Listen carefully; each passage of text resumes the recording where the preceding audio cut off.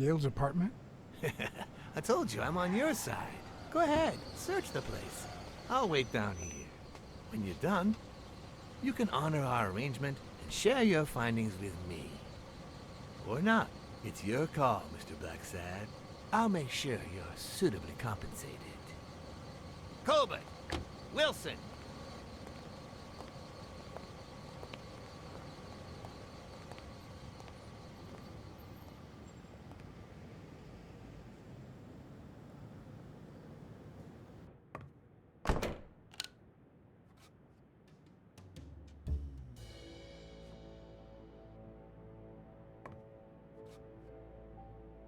Bobby seems like a nice kid, but I barely know him. Ugh.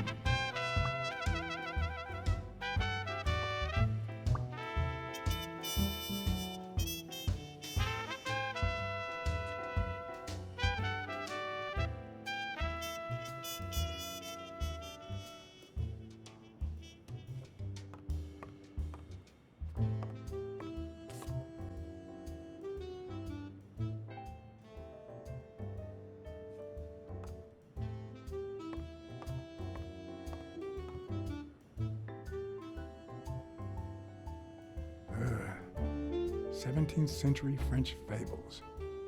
Mayor must be one boring old lady.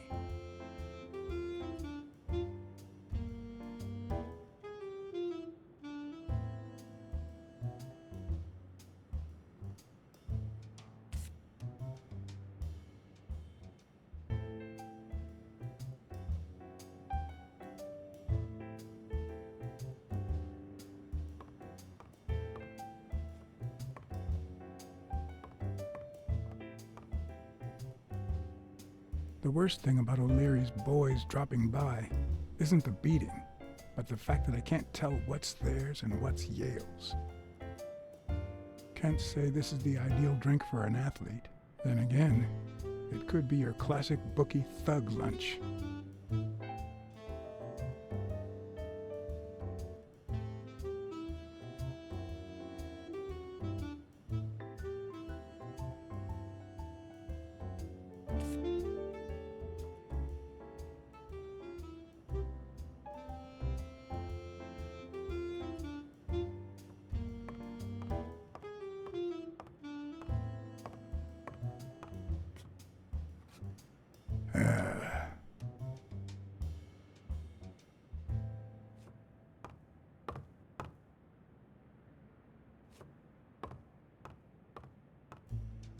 A woman's fragrance. Almost angelical.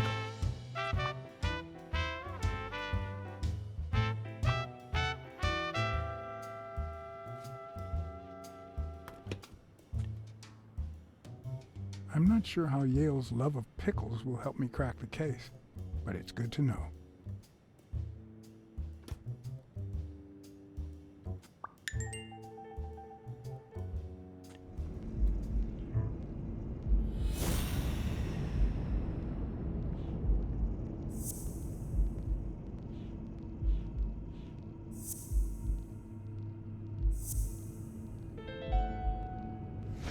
That means she's been here recently, but why? What does Sweet Mary have to do with Yale, the murder suspect?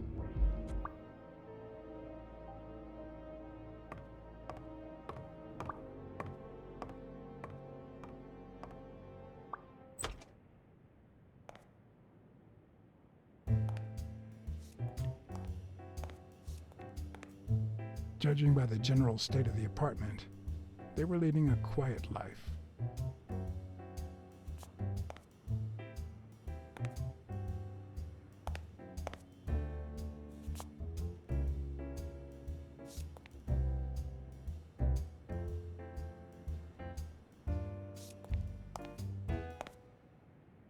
Judging by the general state of the apartment, they were leading a quiet life.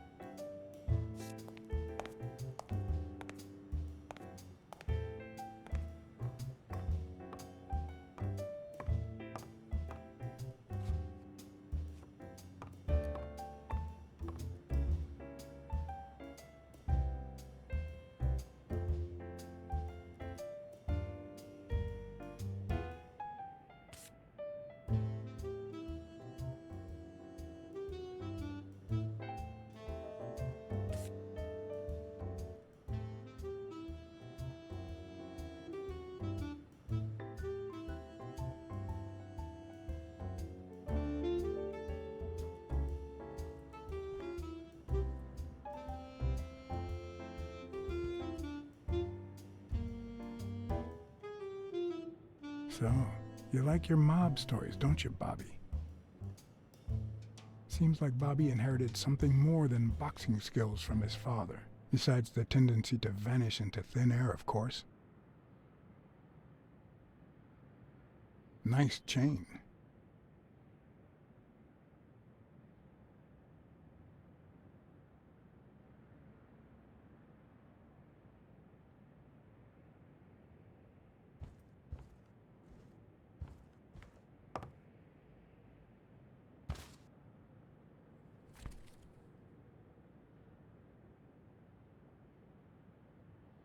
Copy 1 of 3.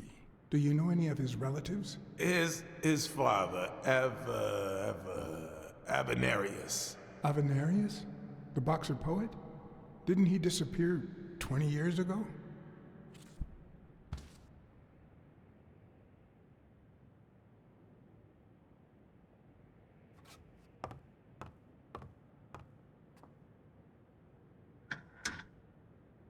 Why would you want such a big closet for so few clothes?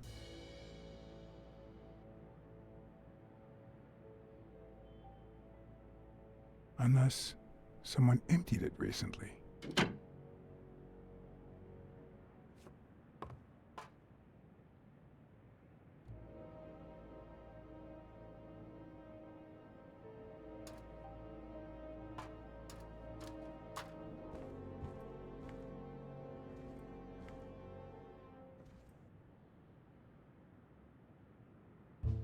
So, you like your mob stories, don't you, Bobby? So, you like your mob stories, don't you, Bobby?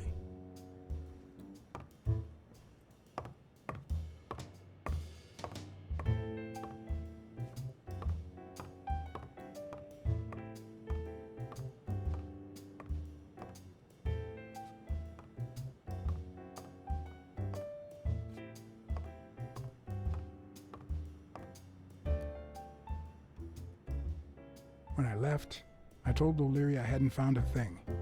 The minute I was alone, I left for Mary's. But before all that, I took a small parting gift for her.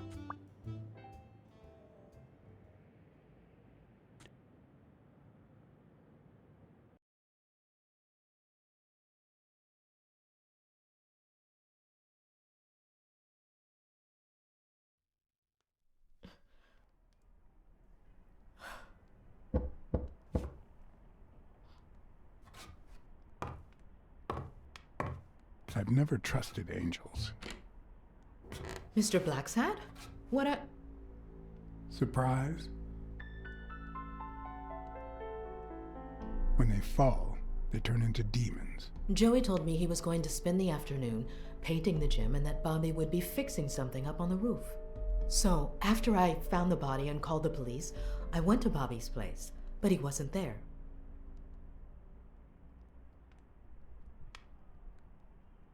How did you open the door to his apartment? I think it was already open. Everything is so confusing. I'm sorry, Mr. Blacksad. Don't be. I'm here to figure it all out.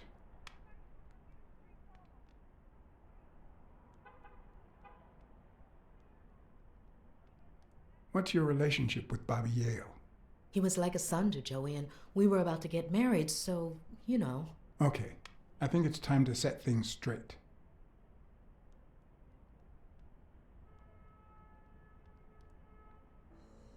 I knew you were cheating on Dunn with Yale.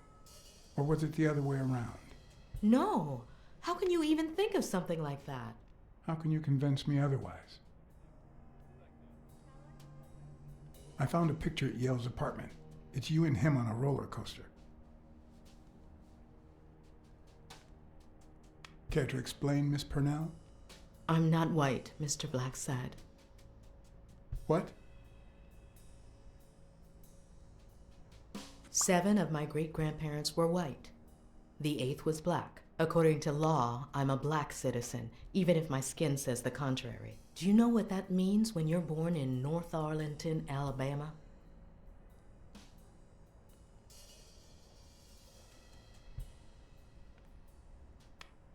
Segregated schools and a worse education for colored children. We even have different water fountains, for God's sake. The separate but equal doctrine and all that.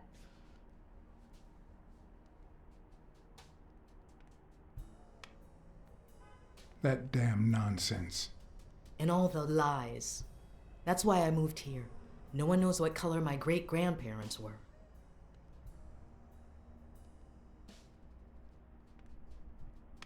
I'm black too, and I don't hide it. Well, at least you're a man. In any case, what's that have to do with Bobby Yale? He's my nephew, Mr. Blacksad. Joe and I first started taking care of poor Bobby when my sister died. That was when he was almost 15. The three of us went on that trip to Luna Park. So this is where Joe Dunn comes in. Bobby was the only one who knew about me and Joey. We were afraid that someone would use my past to ruin his career. It's not the first time I hear that story.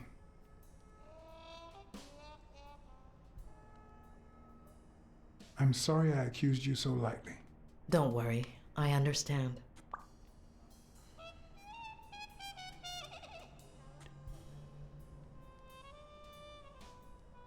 About Sonia Dunn and the ring. Well, I told her about you and Joe Dunn. I had no choice. And what did she say?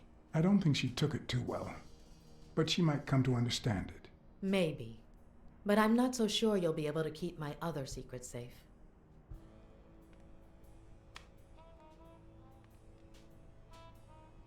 Are you sure you don't know where your nephew is? I've looked everywhere. He's nowhere to be found. Don't worry. I'll find him. Thank you.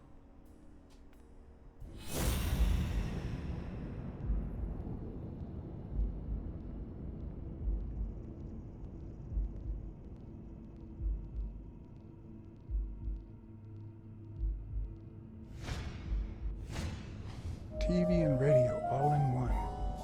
Where will these mad times lead us?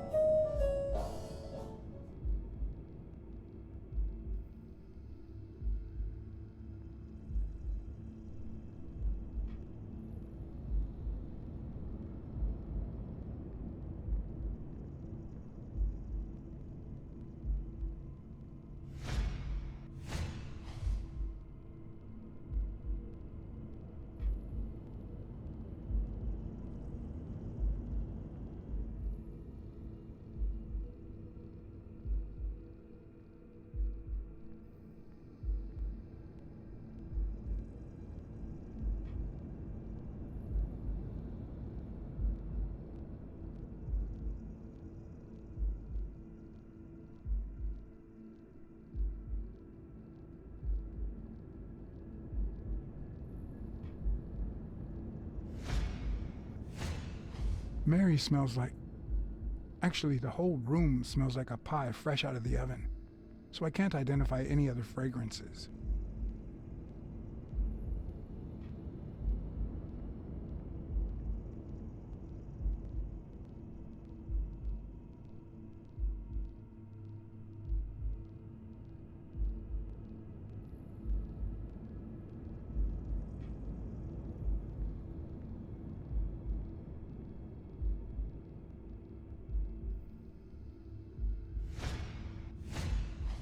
Fresh out of the oven. The whole room smells like pie.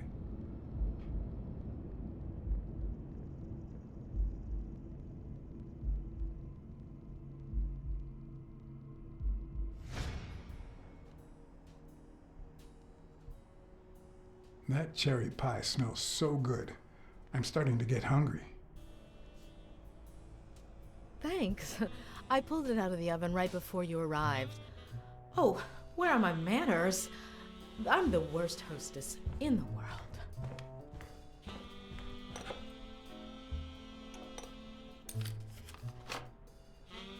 Let me go get a knife from the kitchen.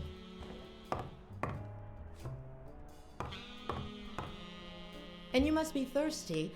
Let me see. OJ, coffee? I'll take some coffee, thanks.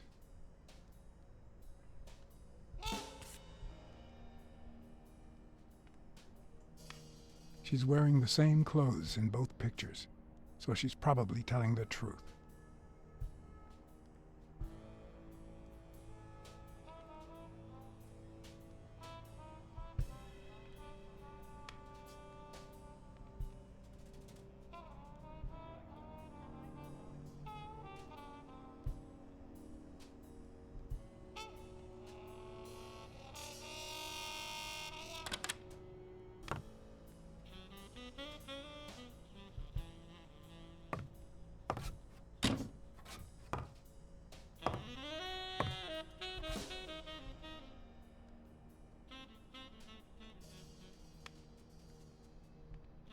Sorry, I was going to help you with that.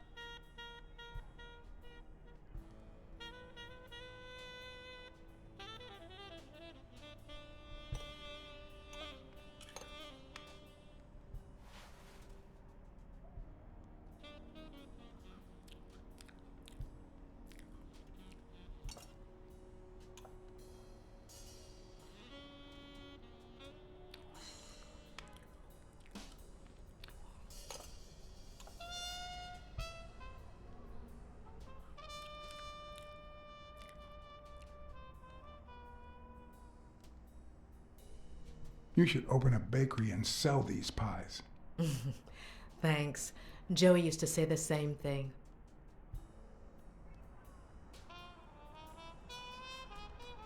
I couldn't help but notice a queen-size bed in the room. You what? Sorry. I had to make sure Bobby Yale wasn't hiding in there. Oh, yeah, sure. Joey bought this place. It was going to be our home after the wedding. I left my apartment and moved in so I could save some money. If he had left his own apartment and moved in, you could have saved twice the money. I'm no hooker, Mr. Blacksad.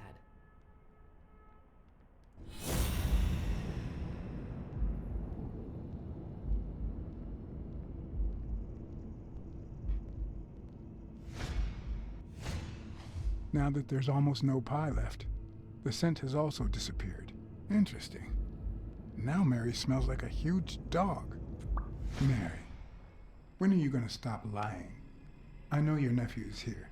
I can smell him. What? No. I already told you I don't know where he is. Look, I understand why you're protecting him, but it's in his best interest to end this hide and seek. You can search the whole house if you want. Go ahead. He's not here.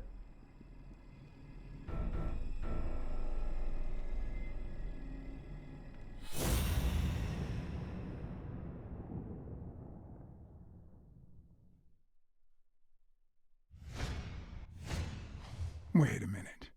She's not the one who smells like that.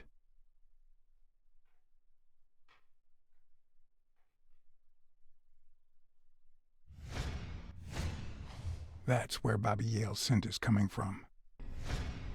So, that's why you were sitting there. What? I don't know what you're talking about. Yes, you do. Could you step aside so I can check, please? Please go. Mary, for Christ's sake, put that knife down, would you? Leave or I'll...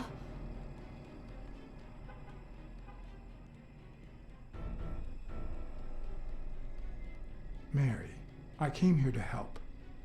I mean it. I don't want to hurt you. Leave her alone! Bobby!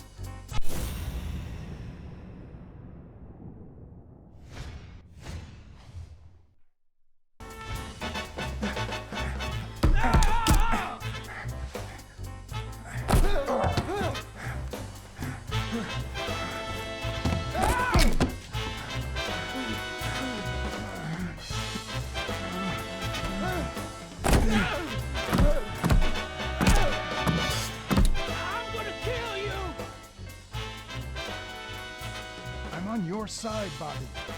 But I'm not on yours!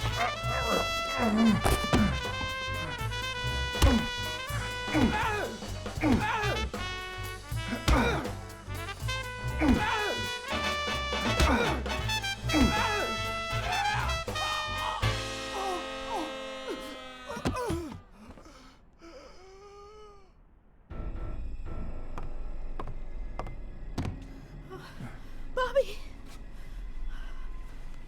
Call an ambulance. Do as I say. Go on, call an ambulance. Do it now. In the face of a heart attack, There's two things you can't forget. 1. Stay calm. 2. 1 chest compression per second. 1 Mississippi. 2 Mississippi. 3 Mississippi. 4 Mississippi. 5 Mississippi. 6 Mississippi. 7 Mississippi. Bobby. Oh, Bobby. Thank you, Bobby.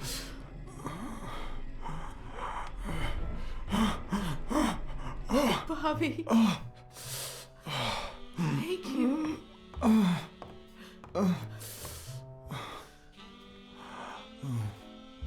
I had lots of reasons to consider this a great day. I had investigated a suicide case. I had discovered that, in truth, we were dealing with a murder. I had found and captured the prime suspect. And I had saved a life.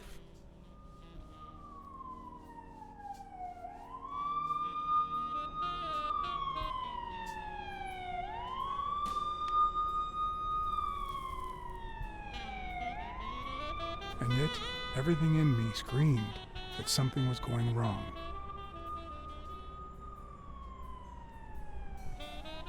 Terribly wrong.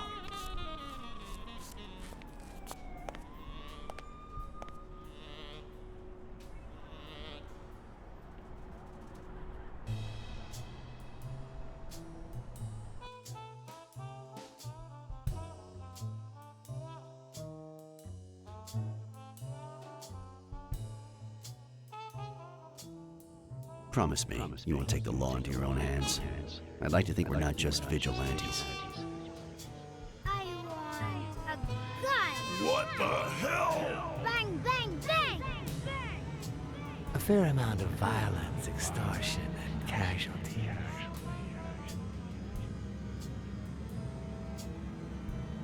I hate detectives. Bang, bang, bang! You're dead meat, cat. That you, Smirnoff? You seem agitated. Nightmare?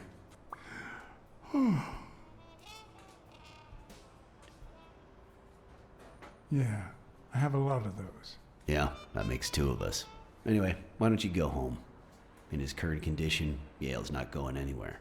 Besides, we'll take it from here.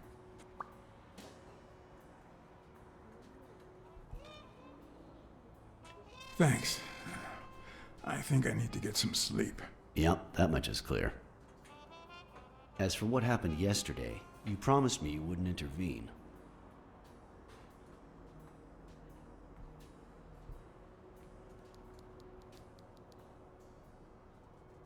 Bobby Yale attacked me. I had to do something. If you had warned me, maybe we could have avoided his assault. Anyway, what's done is done.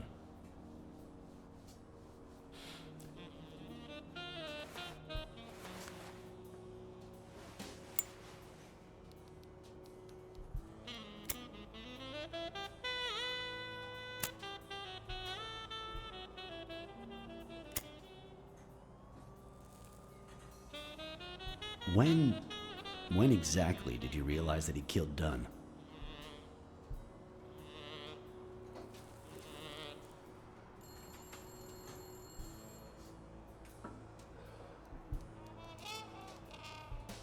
Out of sheer curiosity.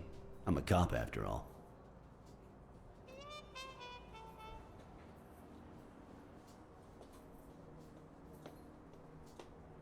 To be honest, I'm not so sure Yale killed anyone. How about the motive? Any ideas?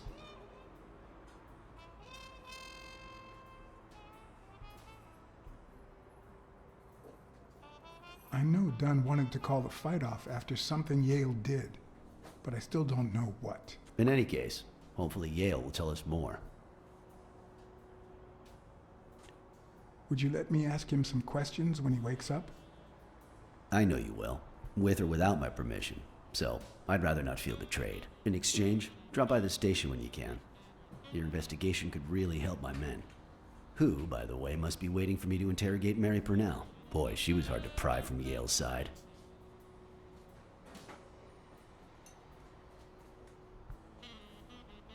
She's been through a lot in the past days. Be nice to her. Of course.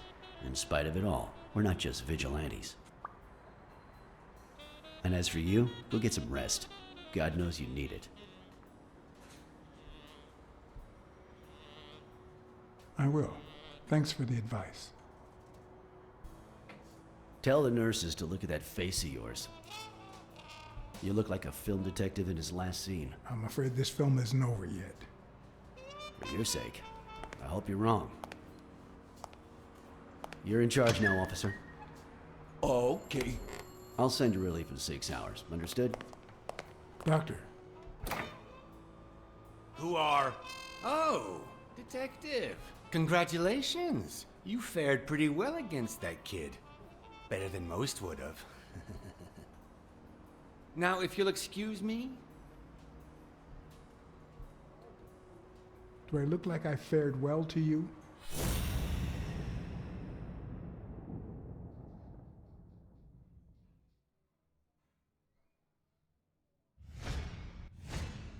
We, as a society, simply don't trust reptiles. But that's not the real problem. The real problem is our extended belief that there's logic to that distrust, that it's natural and well-founded.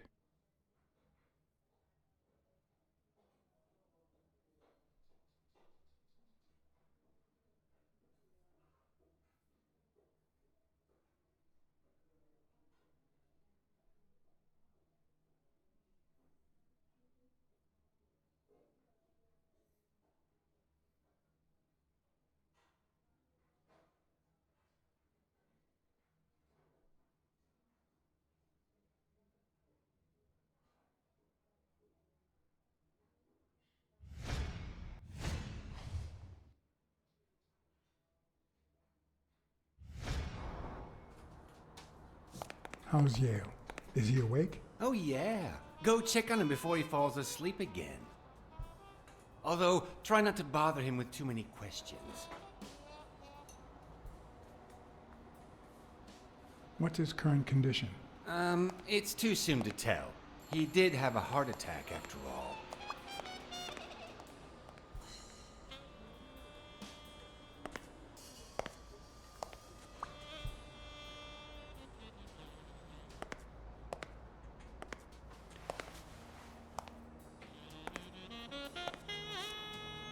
Go away.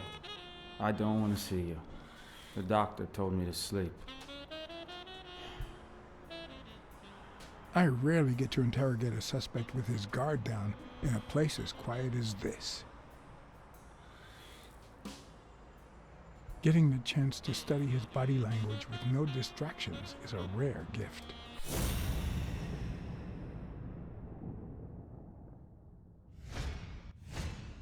His heart rate is increasing. It could mean that he's lying, but it could also just be pure, unadulterated rage.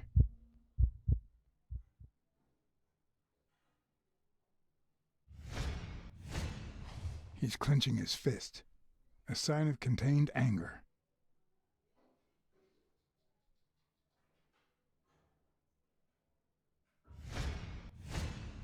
He's looking straight at me.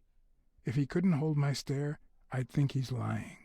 But that's not the case. Clenched fist, fast heart rate, fixed stare. He feels some genuine rage towards me. I'm sorry you don't want to see me, but...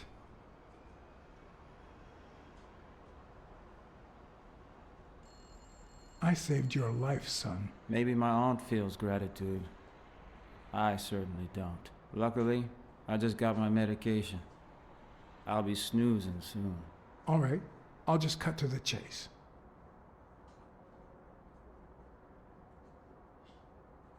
Who killed Joe Dunn? What? Are you trying to confuse me? Joe hanged himself. I know Dunn threatened to call off the fight. Why? How do you know that? I'm a detective. That was his anger talking. He never really meant it. That doesn't matter. Why was he so mad at you? What did you do? Nothing. Joe thought that I wasn't training hard enough. That I was going to lose.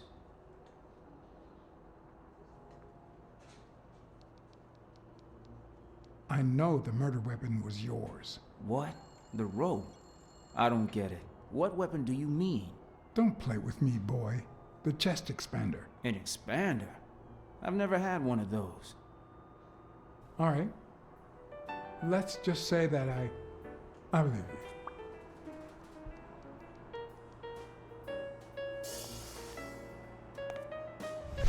The murderer killed Dunn with a chest expander and planted evidence to make us believe it was suicide.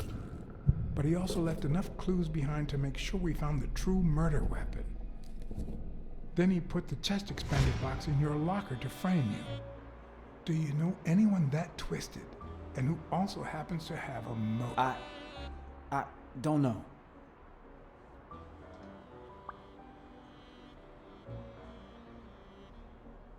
Desmond O'Leary certainly seems twisted enough. Did he have anything against Dunn? I'm not sure if they knew each other. At least not in person. About a month ago, Joe kicked one of O'Leary's men out of the gym. He was trying to give a business card to... Jacob's Giambi. Yeah, exactly. Did Jake tell you about that? Something like that.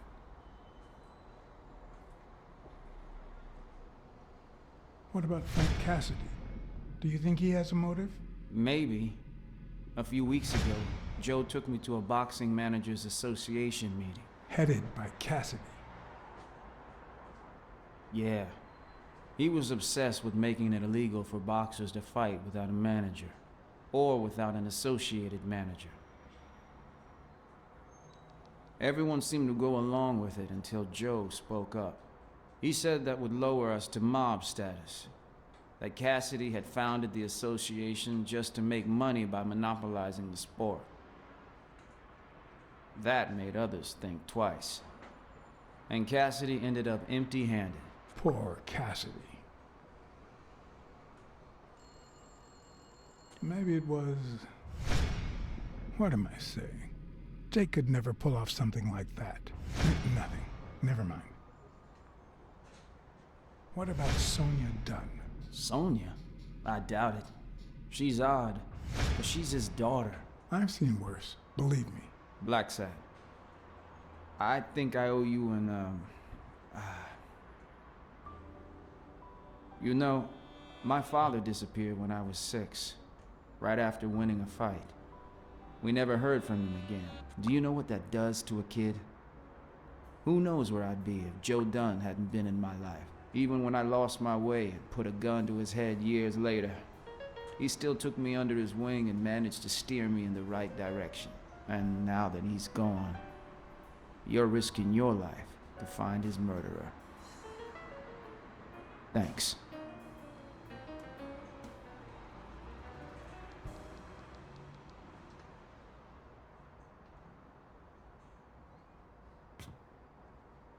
Thank you for...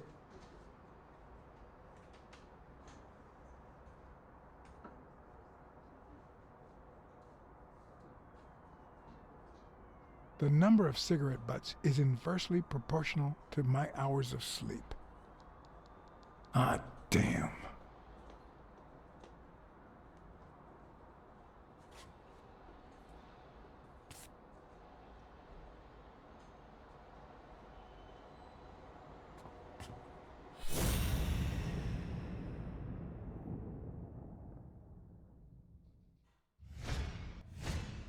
The hands say a lot about what's going on inside a person.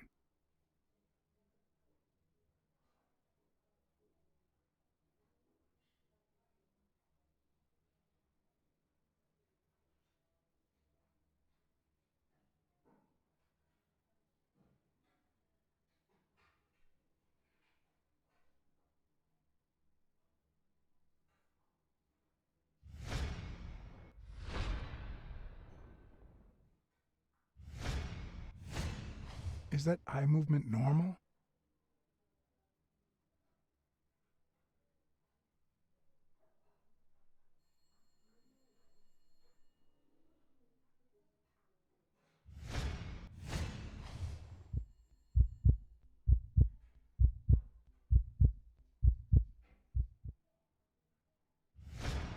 He seems restless. Should I tell someone?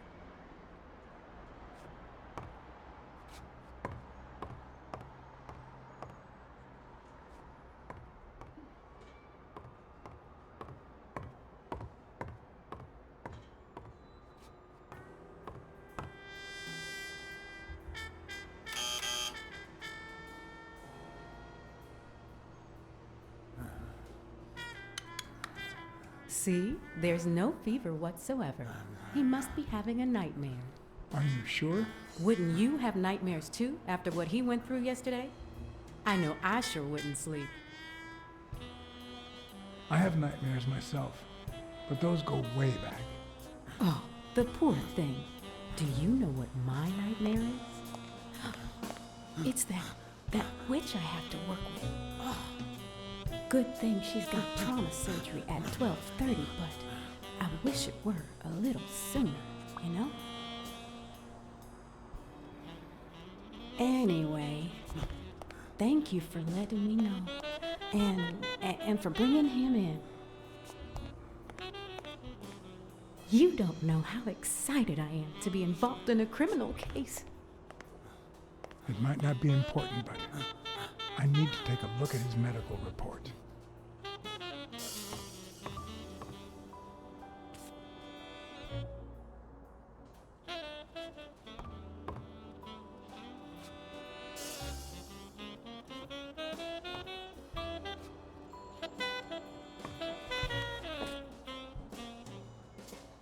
Ugh.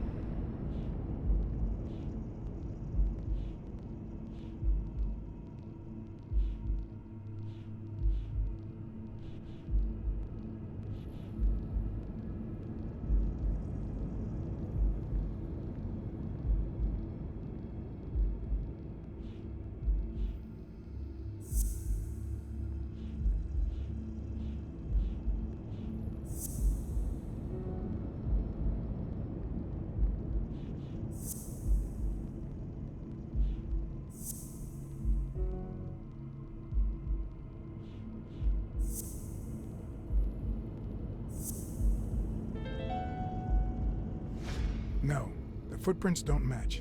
If Yale killed Dunn, he did it without stepping in the paint, or in different shoes.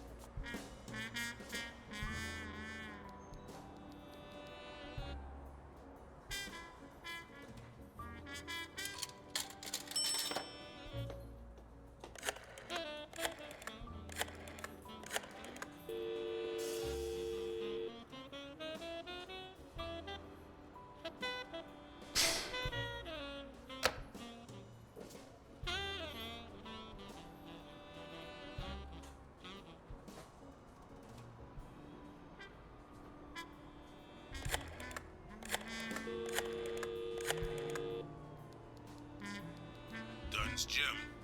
Sheikh Ostiombe speaking.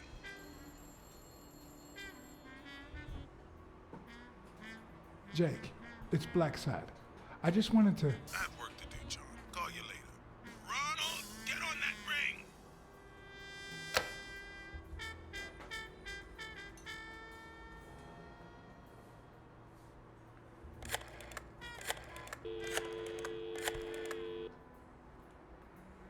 Hello? Hi, Ray. Hi. Who are you? Take a guess. I already gave you a clue. I know your name, so... I don't know. That means I'm a detective. No way. My Uncle John is a real detective.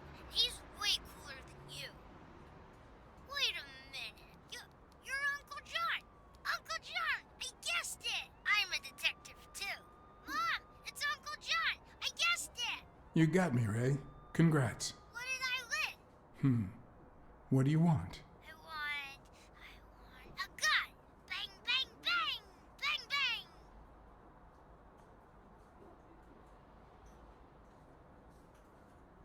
bang! All right. You've earned it. How about a toy gun? Come on, Uncle John. That's not fair. It's not fair. Oops, Mom's coming. Bye, Uncle John. Ray, is that the way you say goodbye to your uncle? Oops. Love you, Uncle John. Now go put on your jacket. We're late. It's not fair. What a surprise. How are you? Hey, Donna. Bang, bang, bang! Everything's fine. Don't you worry about me. I do worry about you. Especially when you tell me not to. Yeah, can't argue with that. Hey, we're kind of in a hurry. Ray's got a dentist appointment. I'll call you soon, okay? I'm really sorry. Sure. One last thing. Ray, hurry up. We have to go. Love you, sis. And I love you, little brother. Okay, now I really have to go. Bye, John. Bye, Uncle John. Bang, bang, bang!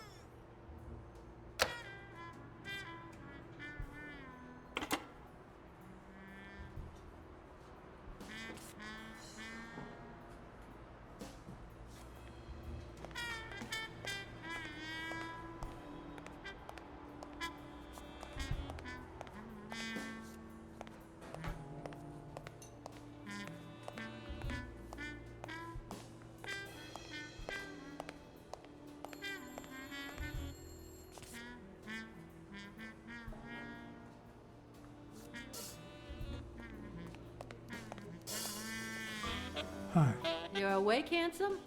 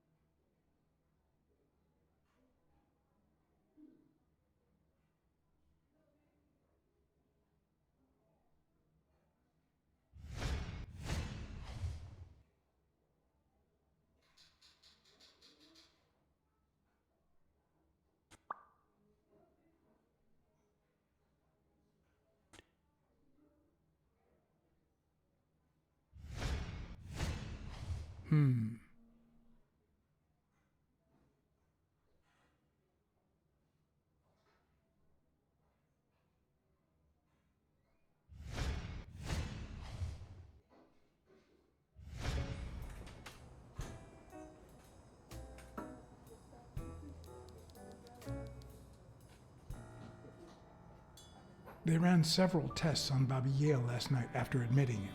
Have the results come in yet? No, I don't think so, handsome. I'll take a pack of Morley's, please.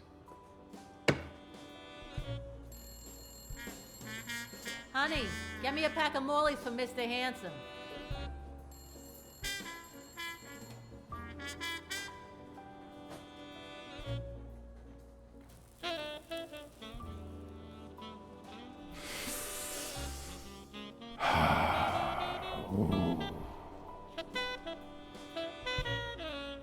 I won't be able to read Yale's medical report if she's around.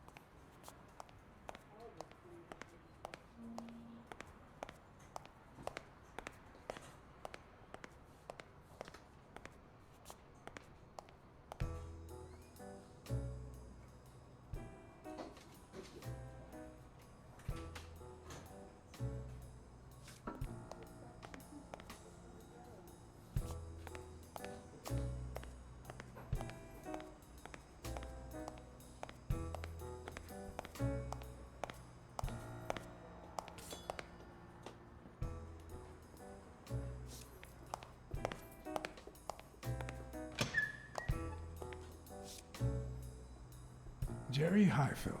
Long time no see. Blacksad, I didn't want to wake you. How's the boy? Asleep. I hope he recovers in time for the fight. I got tickets. Although between you and me, he doesn't stand a chance. It'll be a fun bout, nonetheless. Not like this. God, this is boring.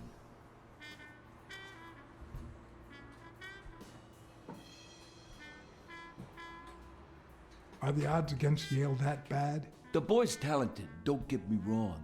But stone is stone, you know? I bet half my pay, but you know, no vice for me.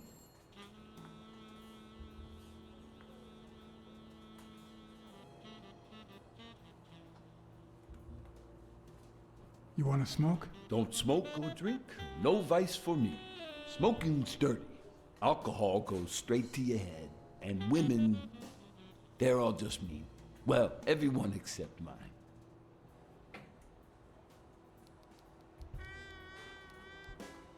You say you've got a good job, and yet you're bored.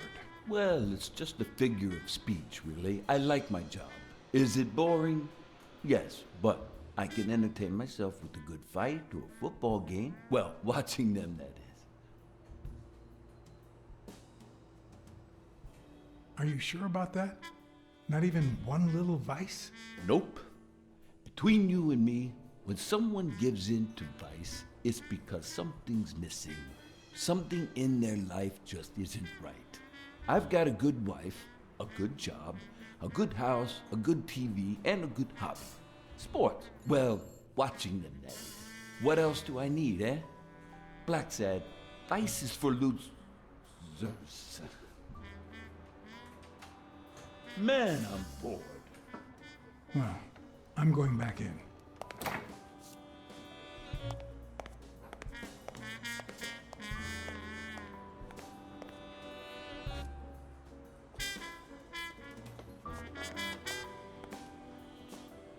Hi, Rena.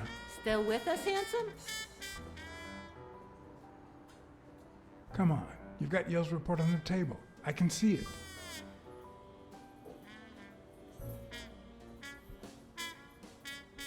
Well, that's that.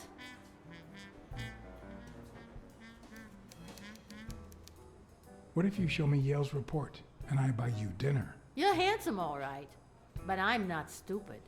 I won't be able to read Yale's medical report if she's around.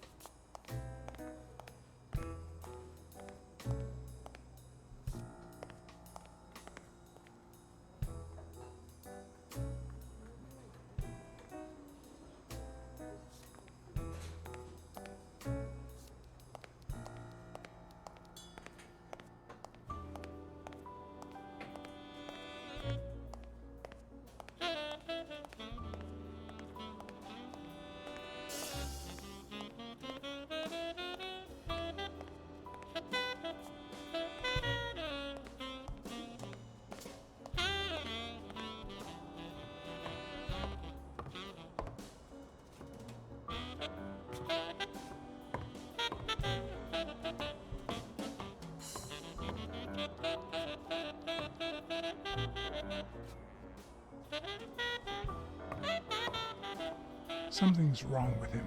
I need to find out what.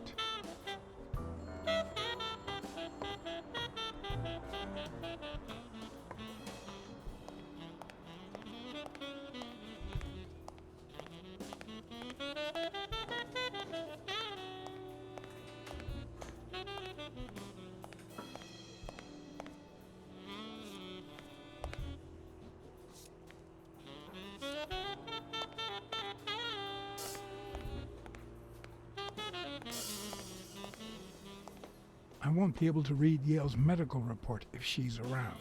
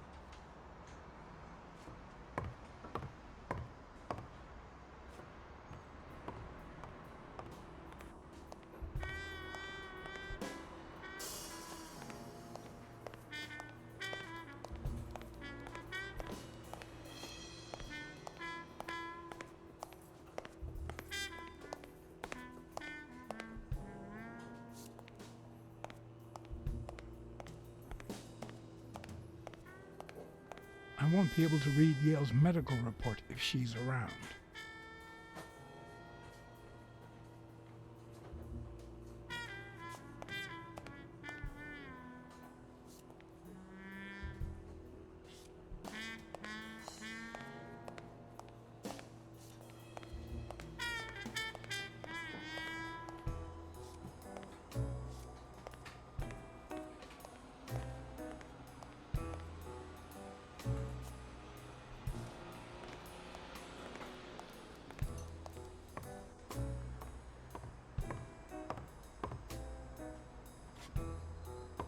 I need to get my hands on his test results.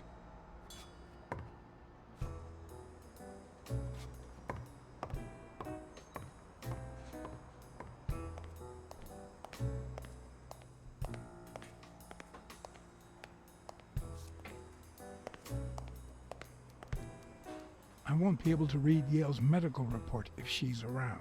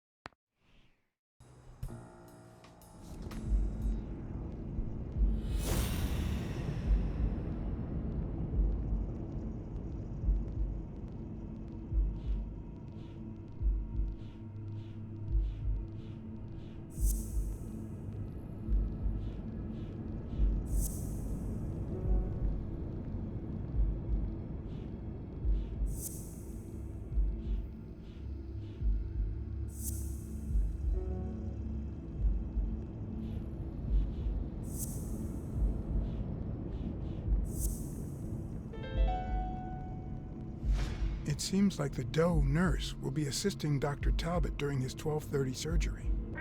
In 4 hours. Could I get them to operate any sooner?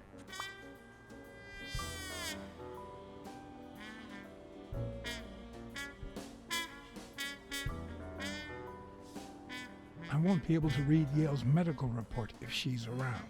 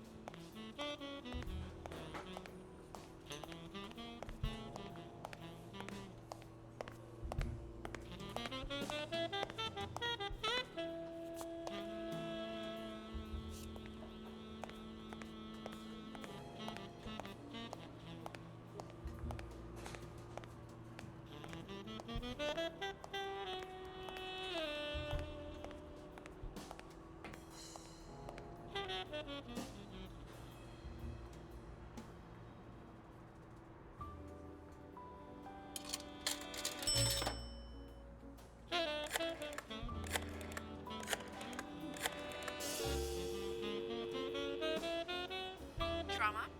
Sherry speaking. Get Dr. Gregor Talbot, please. Yes, 1 minute. No, actually, Dr. Talbot won't be in until 12:30 according to my registry. Can I ask who's calling, please?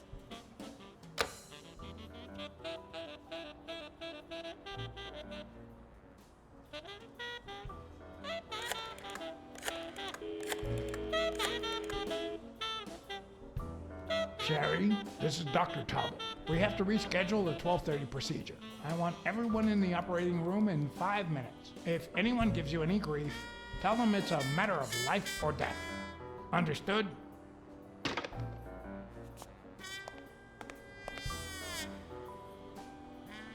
A matter of life and death. A matter of life and death. You gotta be kidding me.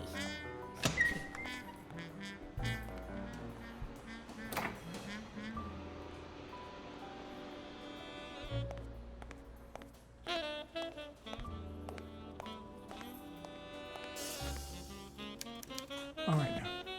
How do I put this? I need something that you... Oh. Only if you guess why I'm giving it to you.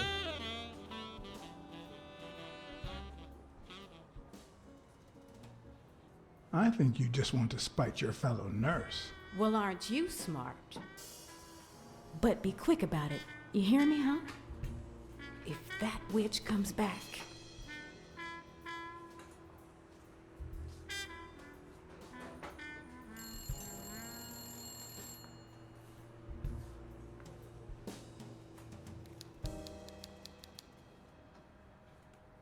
What?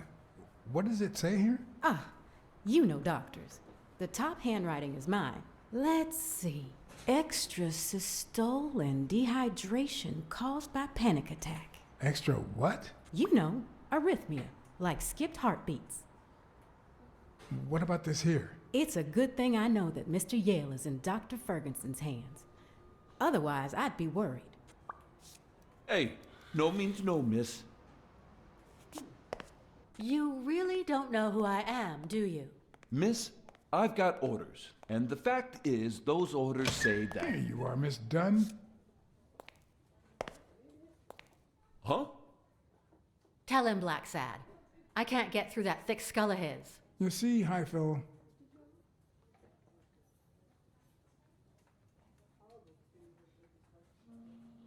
she's the owner of Yale's gym. A woman? Whether the kid recovers or not depends entirely on her. Between you and me, and all due respect, miss, but aren't we taking this woman's liberation a little too far? All right, let her in, but she's your responsibility. Thanks for convincing the cop.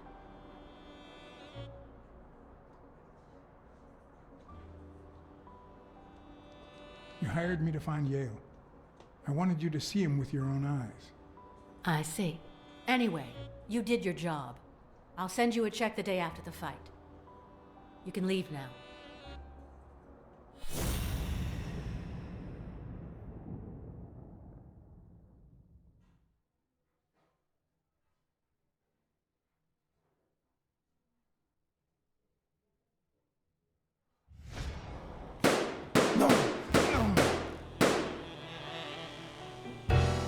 Why did you say that?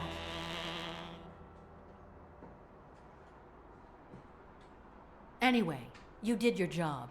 I'll send you a check the day after the fight. You can leave now. Why did you come? What are you doing here?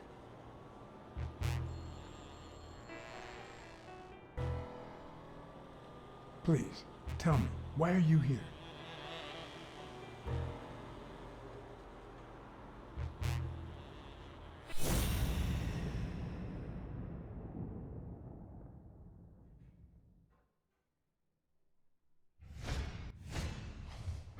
No. She's gonna do something stupid.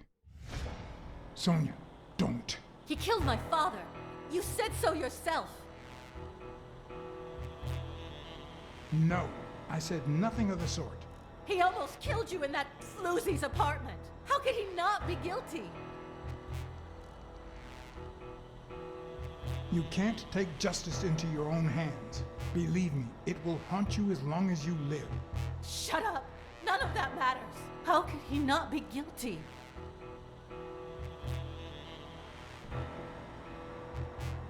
Your father wouldn't want you to do this. He was a just man, and this is not justice.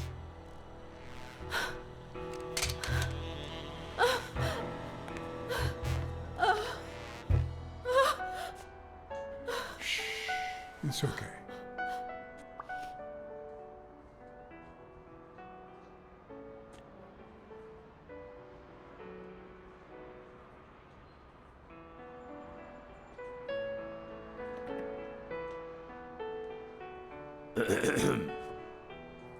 Uncle Tim! Sweetie, I came back from Los Angeles as soon as I could. I told you not to rush back. Come on now, honey. Aren't you going to introduce me to your friend? No, this is John Blacksad, the detective who found Bobby. Oh, so this is strictly professional. I thought you had some good news for your uncle. No, Uncle Tim, don't be silly. Don't be silly. Look at you. Smart, educated, as dazzling as the brightest of stars. Every single man in this city should be at your feet.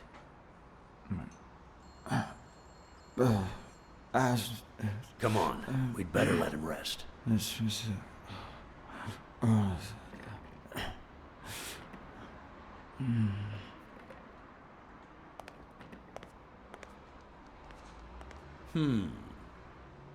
I see. Let's say you're right and Bobby Yale is innocent. Who should we focus on now? We? Well, your father turned down my money, but he made me promise one thing, that I'd take care of you if anything happened to him. But I can... I know you're perfectly capable of managing that gym on your own, but we don't even know if he'll be ready to fight Stone. Besides, someone seems really invested in stopping that fight, and someone has to pay Mr. Blacksad to get to the bottom of all this. Please, talk some sense into her.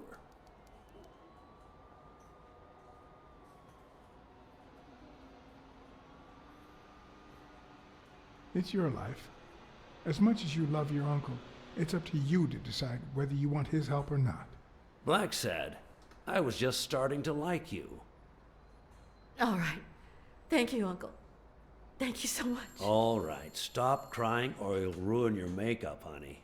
Now fix yourself up and I'll buy you some breakfast. Wait, my purse. I'll get it. It must be... Blacksad, wait a minute. I think she needs some time alone, just like you and me. Listen, boy, do whatever it takes to find Joe's murder. Whatever it takes. If things get messy, don't worry. I'll clean them up. Deal? Sure. I'll do my best. Thank you. I trust you to get that ball to the end zone. No. Are you telling stories about the great iron arm again? Wait a minute. Of course. The Milestones quarterback. Tim Iron Arm Thorpe. It's a good thing folks usually recognize me sooner. Blacksad, you coming to breakfast? I'd love to, but I have to go ask for a favor.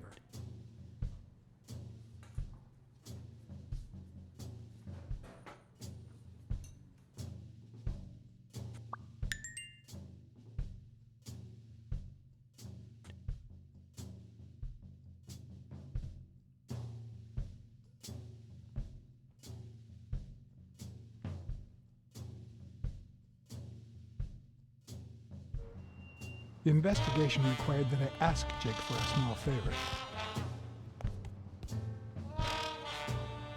Or demand it, if worst came to worst.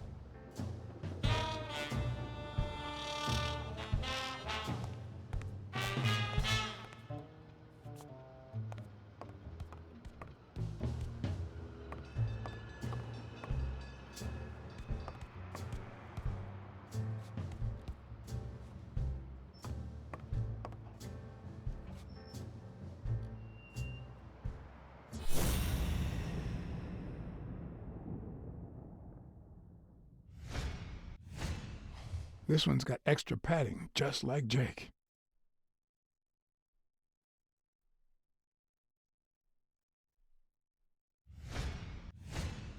How many hits does a boxer take to the head throughout his career?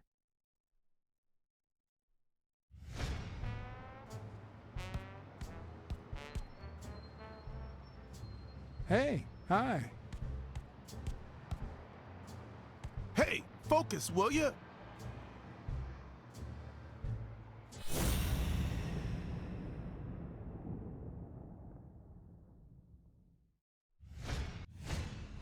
Not the smartest cookie in the jar, nor the most tactful. But do I trust him? No. Do I consider him a friend? Yes.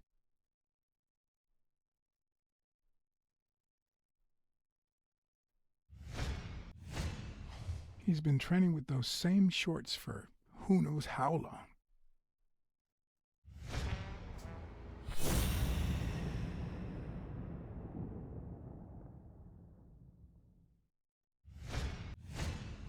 I hope he never feels inclined to hit me. He's twice my size.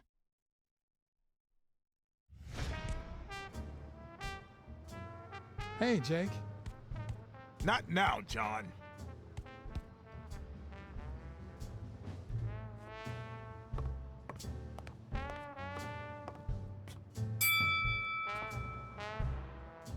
All right, that's enough. Take 5. Go on.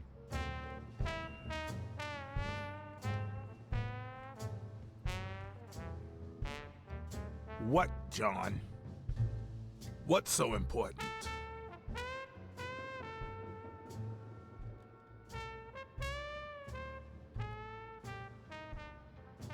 Could you tell me where O'Leary's headquarters are?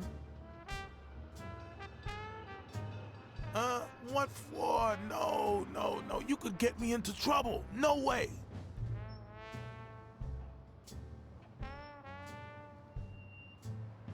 If we weren't friends, I'd tell the police you work for O'Leary. Although, if we were friends, you wouldn't hesitate to help me. Tell me, Jake, are we friends or not? Damned cat. All right. O'Leary's hideout is in the basement of a Chinese restaurant. But I don't even know how to get in.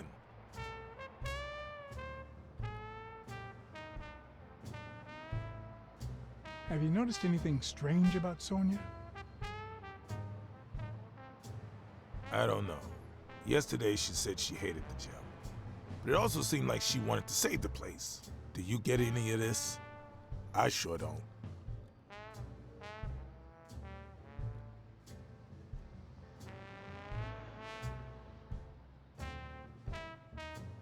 It's just the way folks are. We say one thing, and then we go and do the opposite. You just can't expect us to be consistent. Why are you coaching that guy? Oh, that's right. You don't know. Sonia asked me to run the gym. Well, at least the fun part. As soon as Bobby Yale's back on his feet, I'll turn him into a champ. I'll make him crush stone. Just you wait. What? Why are you looking at me like that?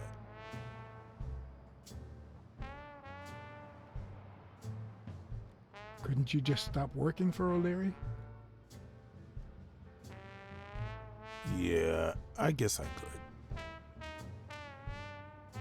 Well, I'll see you tonight. See you there.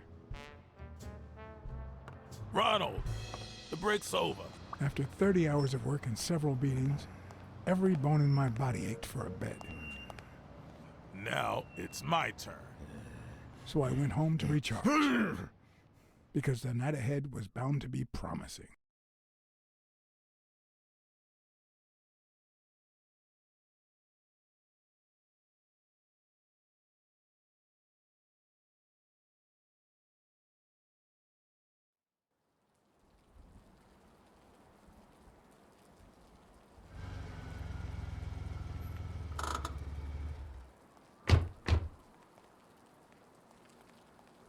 What do you know about that basement? Well, let me think. Nothing? Come on, Jake, for Christ's sake.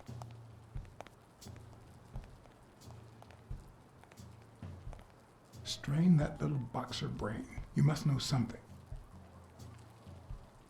come to get O'Leary several times, but they always make me wait in the dining room. One day it was so late that the restaurant was closed. They made me call from a payphone in that alley over there to let them know I was here. A few minutes later, O'Leary came out the back door, that red one there. All right. You stay by the payphone. Wait till I'm inside. If you see anyone, call the same number you did that one time. Let it ring twice and hang up. Got it? Screw you! A promising night indeed.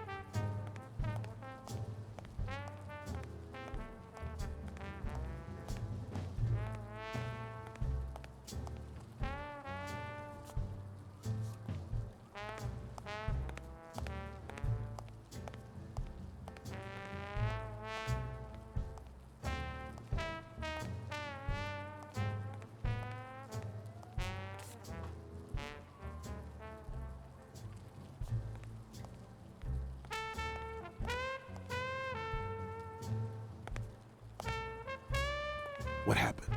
Should we run for it? Do I look like I'm in a hurry?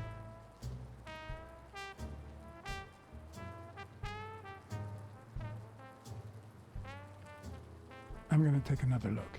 Keep your eyes peeled.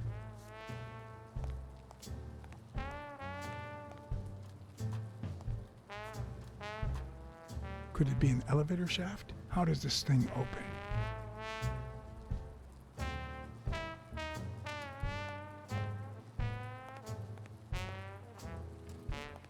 If only I could reach that box.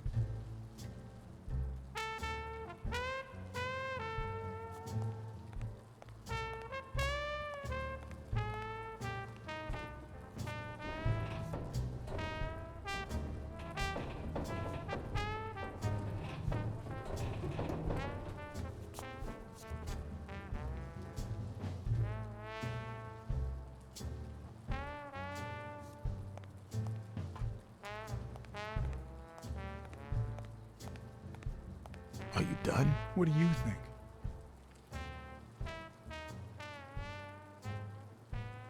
I need your brute force, Jake. What's wrong? Is the little kitten too, And your silence.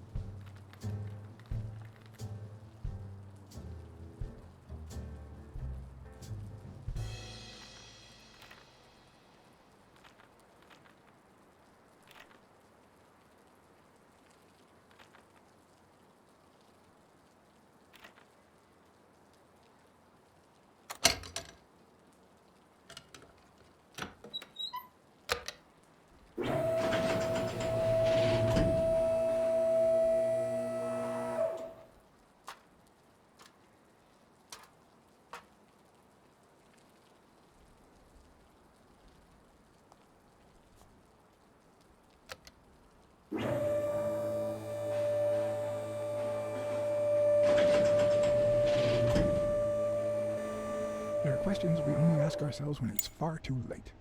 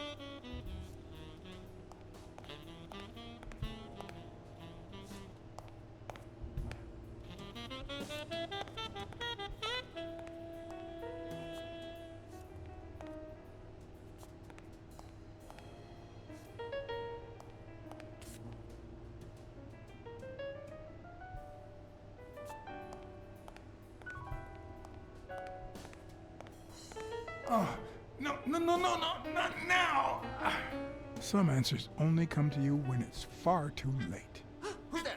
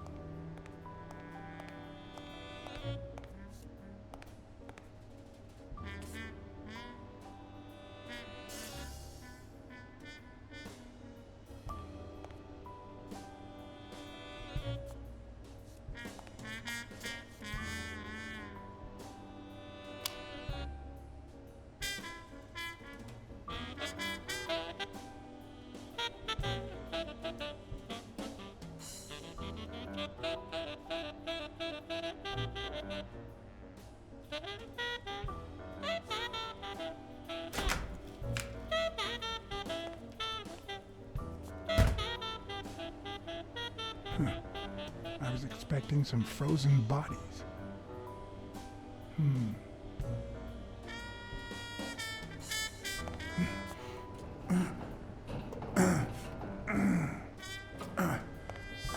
It won't budge.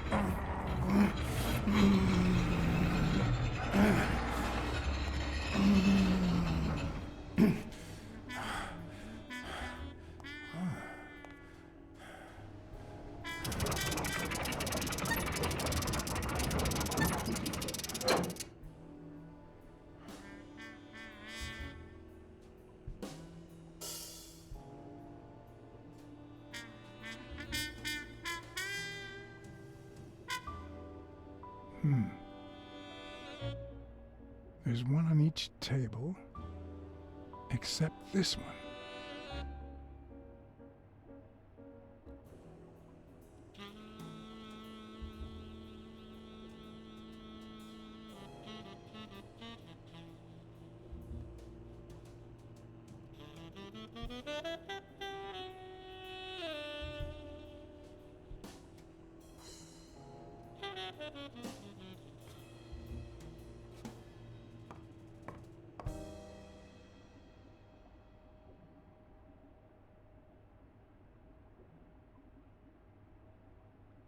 Does O'Leary have a network of pals?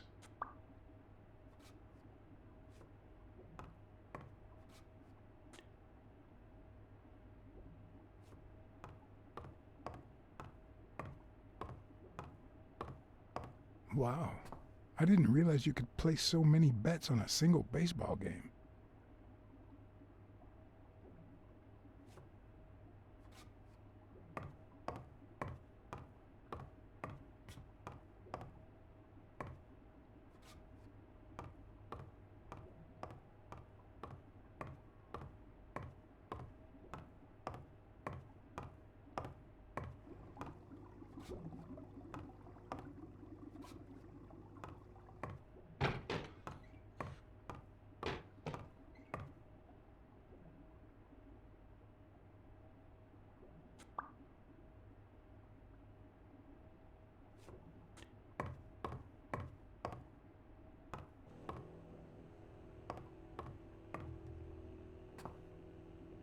It looks like a summary of all the bets that come in.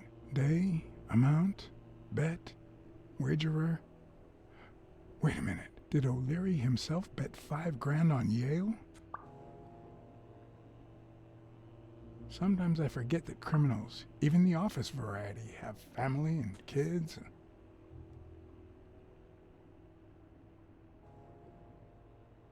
Yet another example of how crime always pays. 16 days until the fight. A little thingamajig that adds on its own. What'll they think of next?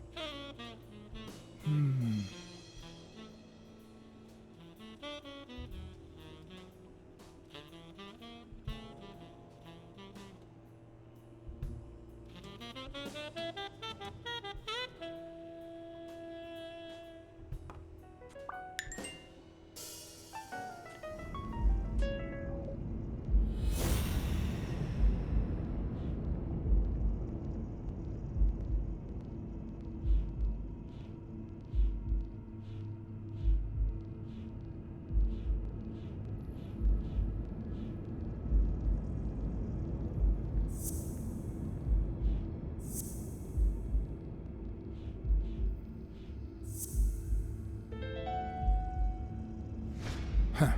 That lizard isn't Yale's doctor.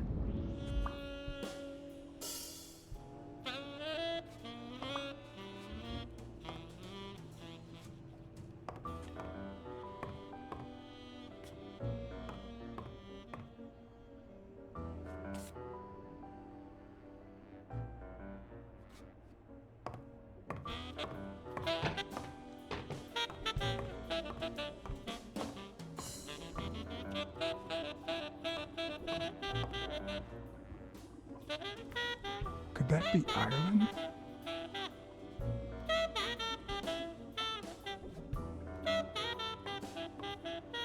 I'd say that's Ireland too.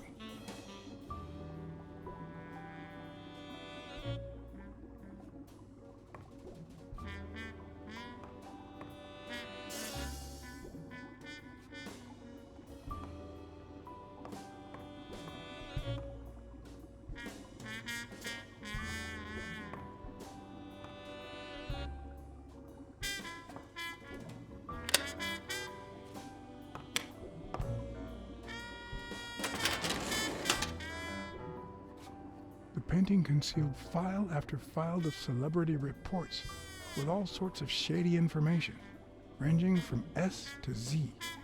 Almost all of them were athletes. Is that what O'Leary meant when he said that detectives and police officers were his friends? I wonder how many spy for him. If I were to pitch in, who would I spy on?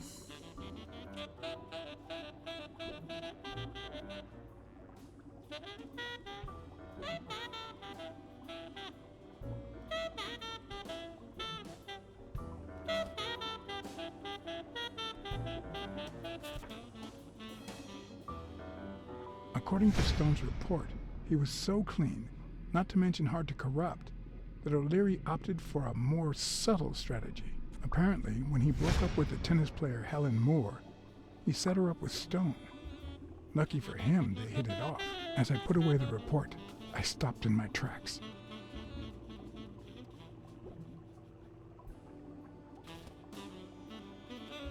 Did I really want to risk knowing what O'Leary had on my good friend, the incorruptible police commissioner?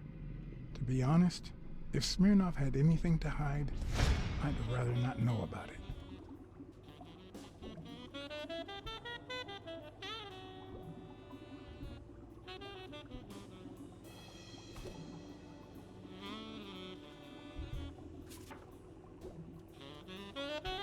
In Bobby Yale's folder, all I found was a log of his incredible stats as an aspiring champion.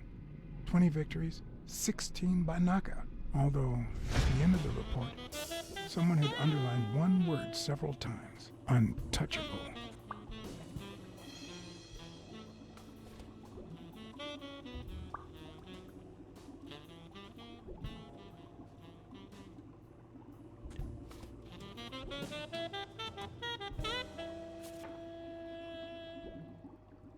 Thorpe had been a rising football star before the war, which he came back from with honors and decorations. After the truce, he resumed his career.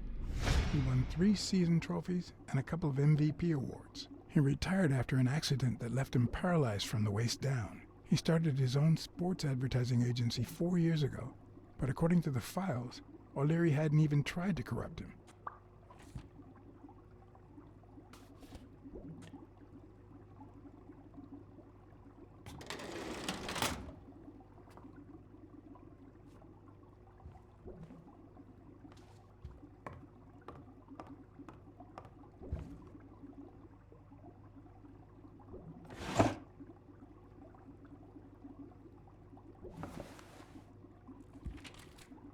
Limited edition copy 2 of 3. We listen, if you call it listening, to the sentimental romance. Your eyes act like the moon.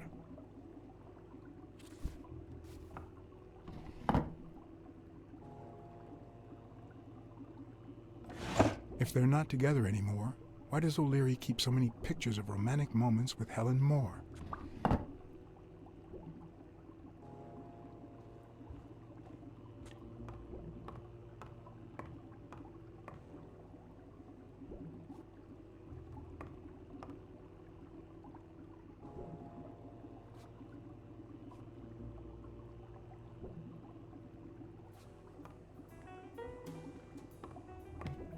Ireland, of course.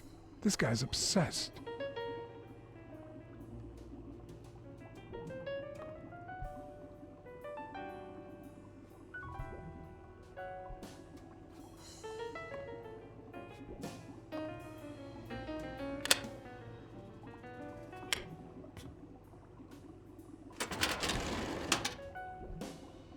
Luckily or not, files N through R included no one that I could somehow connect to the case.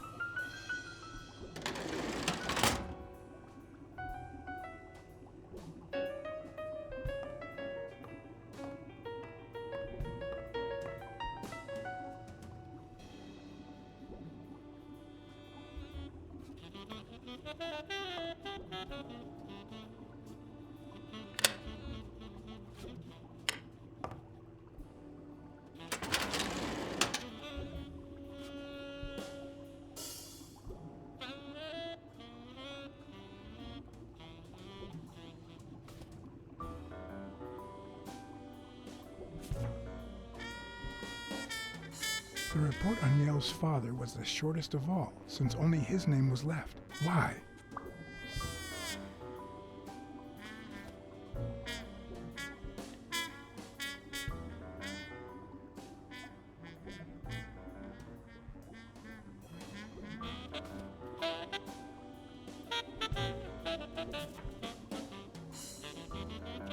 Dunn's integrity was legendary, even in O'Leary's shady reports, just like Yale had said. Dunn had kicked one of O'Leary's men out of the gym when he found him snooping around.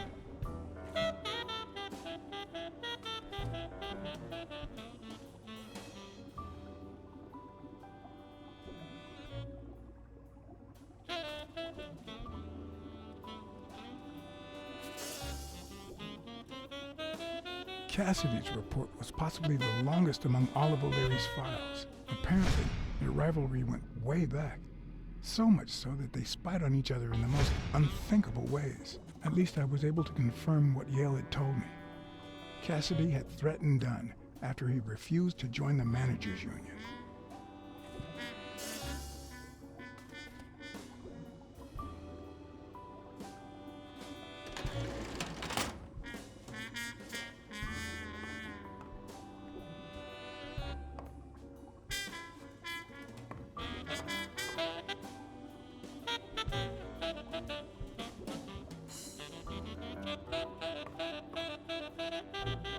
A Crossler? The good news is, I don't need lockpicks to open it. The bad news, I didn't bring explosives.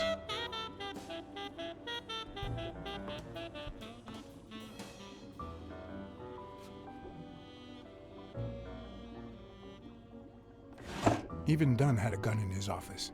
O'Leary couldn't possibly be the exception. Dunn had $200 in his safe. O'Leary had about $20,000 in a drawer.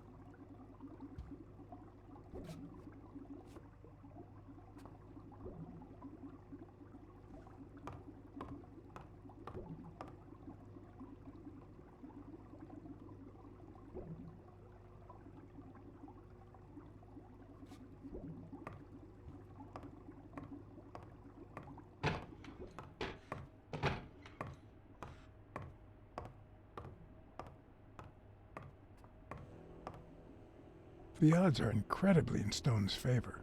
I guess that he's the reigning champion, and Bobby Yale is just a contender, but maybe word got out about his condition.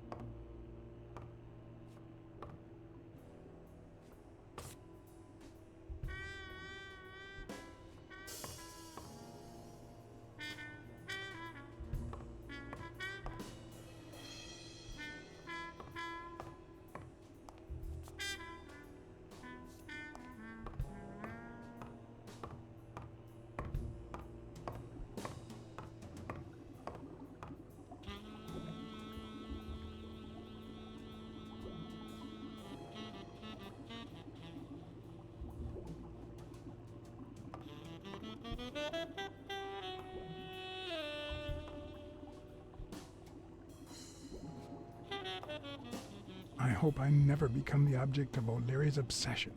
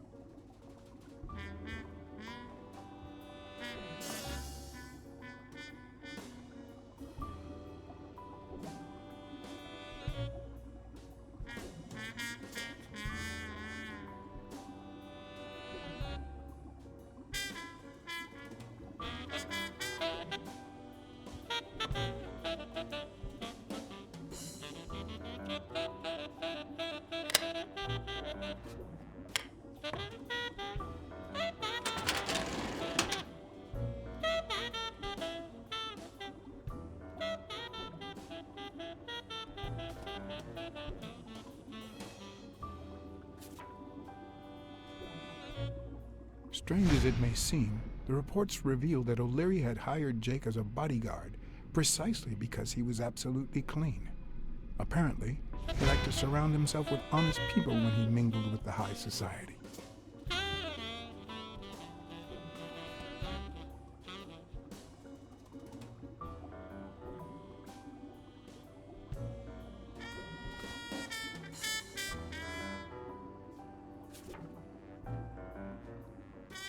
Helen Moore's file was, by far, one of the juiciest. She had been just a run-of-the-mill tennis player until O'Leary launched her career by rigging enough games to help her climb the ranking.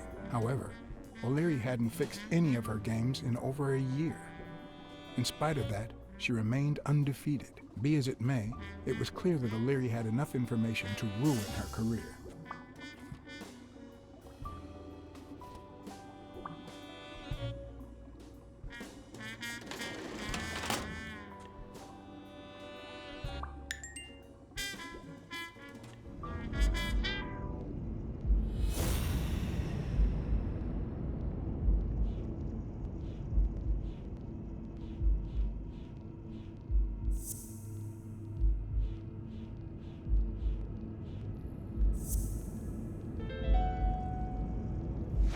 I'd say O'Leary has threatened Stone with ruining Moore's career.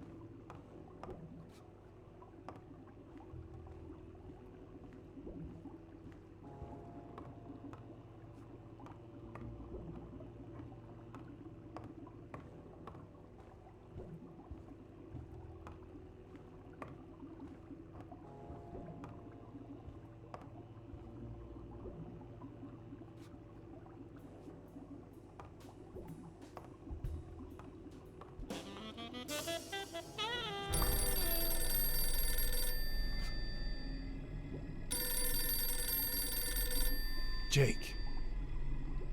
Someone was coming. Are we or are we not exemplary workers, Jimmy? Here it is, middle of the night.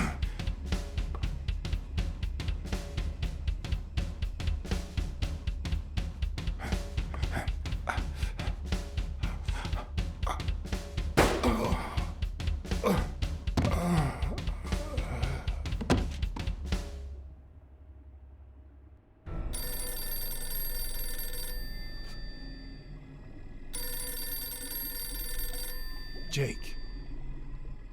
Someone was coming. Are we or are we not exemplary workers, Jimmy? Here it is, middle of the night.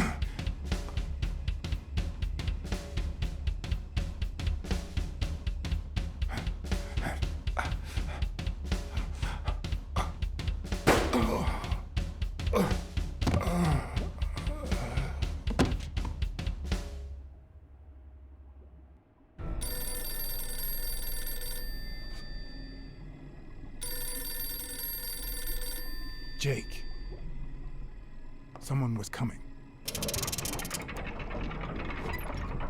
Are we or are we not exemplary workers, Jimmy? Here it is, middle of the night.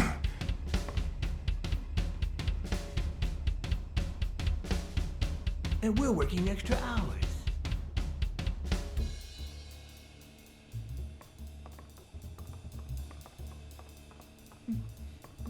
Hey, Jimmy, what do you think about that? I think he's scared stiff, Desmond. Why's that, Jimmy? We're giving you the red carpet treatment. We even let you in the boss's office. You're one lucky fellow. You can't say I don't treat you well, Jimmy.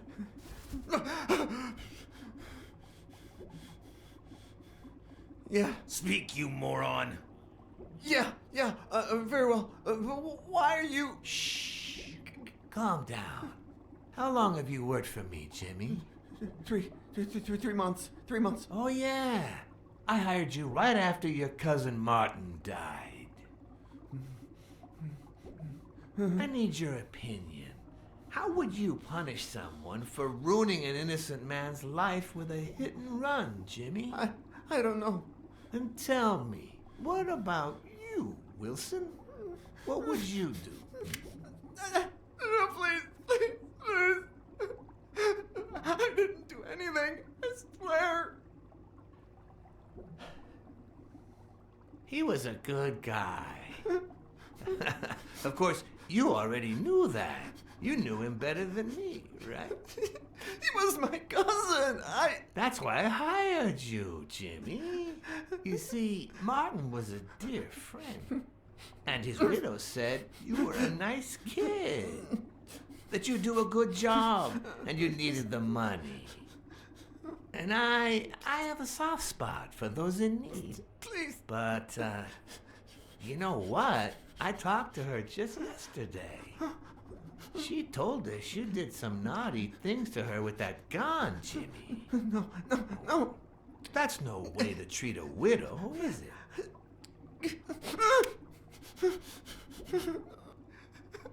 She's lying. Why would I do that? What about the kid? Are you so sure you know how long a kid can hold his breath? With his little head inside a toilet bowl? Son of a bitch.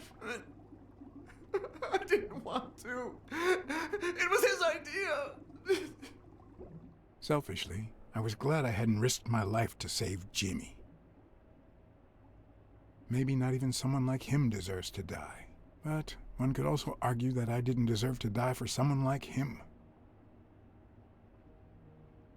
Who's your boss? Give me a name! Cassidy. It was his idea. He said you'd hired me if I'd managed to scare the widow, and I just... All right. Let's just... calm down now. It's gonna be okay.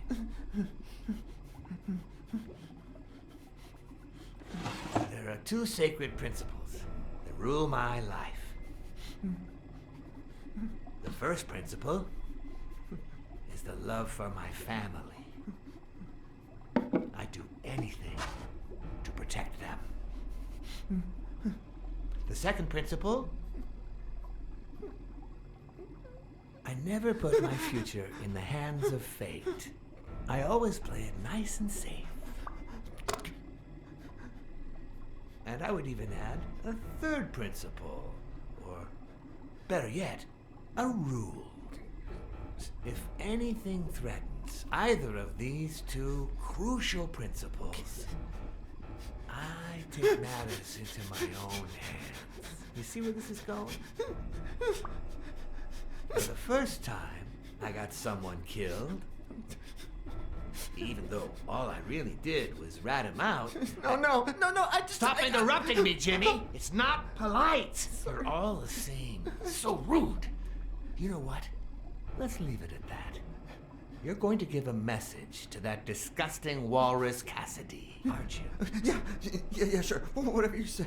Yeah, sure. Good boy. What's the message? Oh, Jimmy. You still don't get it, do you? You are the message.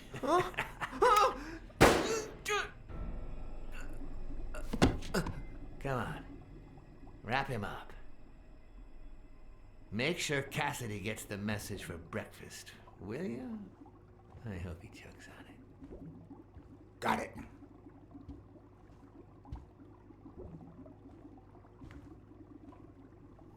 Where are you hiding, little fishy?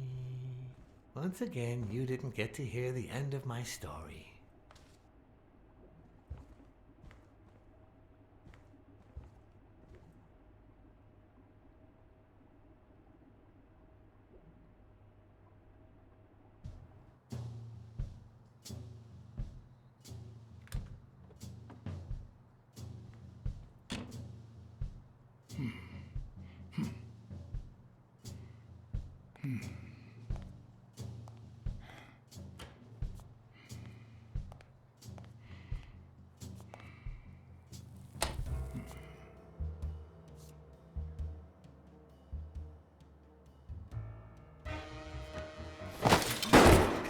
Pussycat!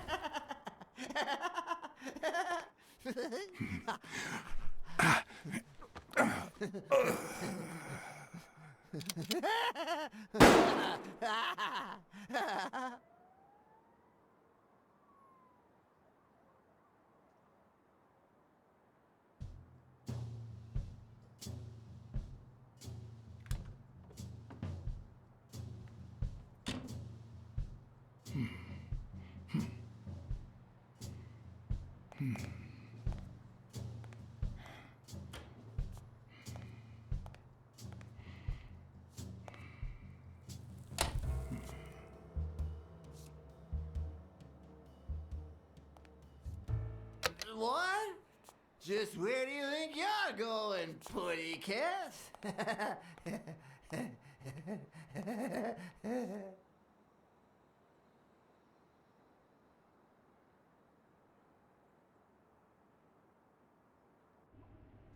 Two sacred principles rule my life. The The love love you I feel feel Ireland. for... What is going on today?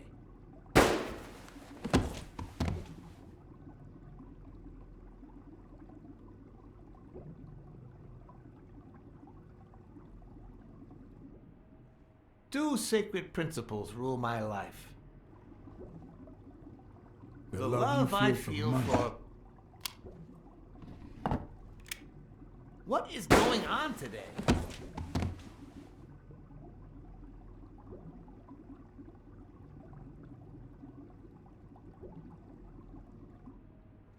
Two sacred principles rule my life.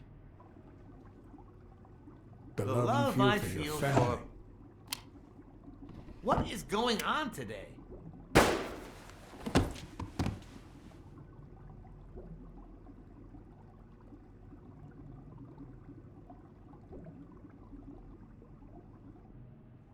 Two sacred principles rule my life. The first is the love I feel for my family.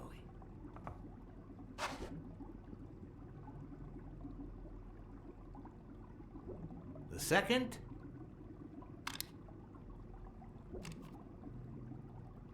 never leave destiny in the hands of fate. I always play it nice and safe. And I'd even add a third principle, or better yet, a rule. If anything threatens either of these two principles, I take matters into my own hands. The first time that someone died because of me, even though all I did was rat him out, well, that guy ended up in the Hudson River, right off Pier 27. He's got to be even wetter than that fish by now. You should have seen his face. It's interesting what comes to mind when you think you're about to die. Suddenly all I could think about was how much I wanted a pet fish. You too, Bruce? Anyway, I was 14 years old, and I still dream about it. But his widow and his son. By then, I was adamant about buying a fish. But first... That was that. Never again. Nowadays, whether it's me who pulls the trigger or not, I have zero regrets. What's more, I sort of enjoy it.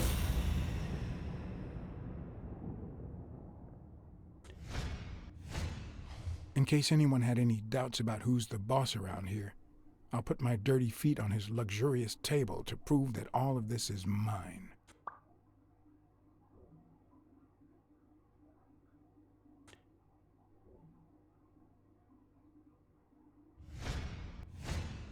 His pupils are dilated, and there's a slight grin on his face. The bastard is enjoying himself.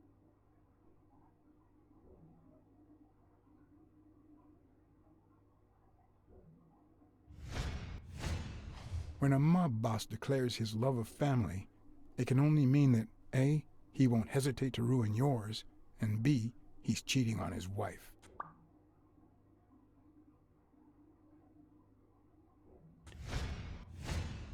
The guy never hesitates to pull the trigger. Even if I hadn't seen what he did to Jimmy, I'd know he's not bluffing. I knew I had it in me to get out of that place alive.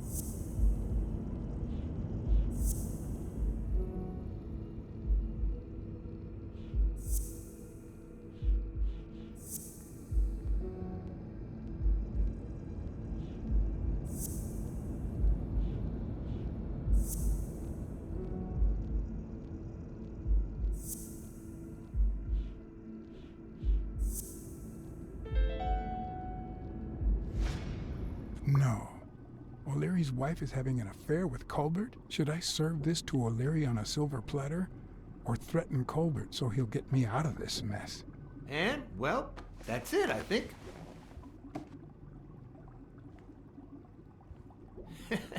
You know, Blacksad, I've never made it this far. Congratulations, you're going in style.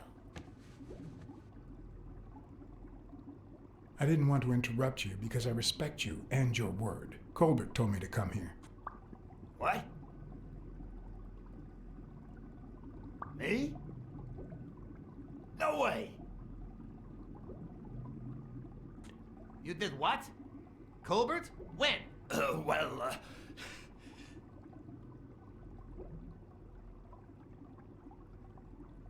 Yeah, remember? When I called you on the phone. Don't you remember that cocky drunk guy? No.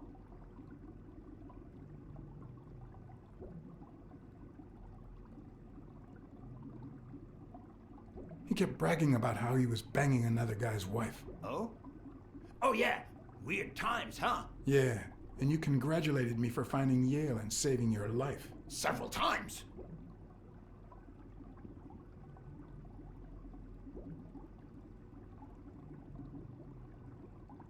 Then you assured me that O'Leary would thank me. Well, I didn't put it that way, but yeah. And then you told me to come here to ask the boss himself. Yeah. I think you deserve it. Right, Desmond? Oh, Blacksad, Blacksad, Blacksad. Thank you.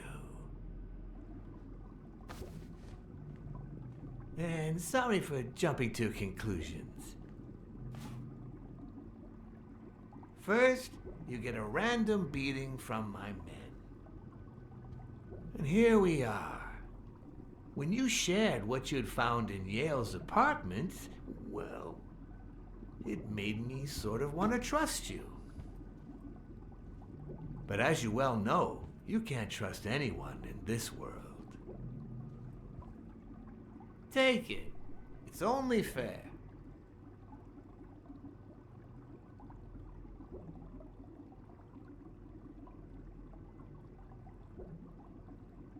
I want to bet it all on the fight. Ah, so you're a gambler after all. We listen, if you call it listening, to the sentimental romance.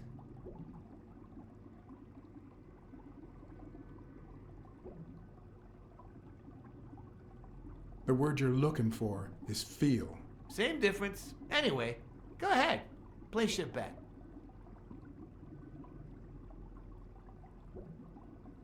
I bet it all on Yale.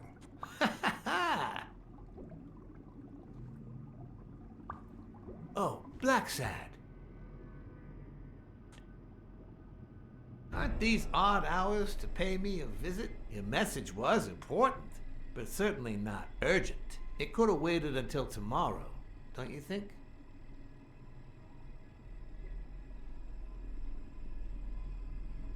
We cats and wolves hunt at night.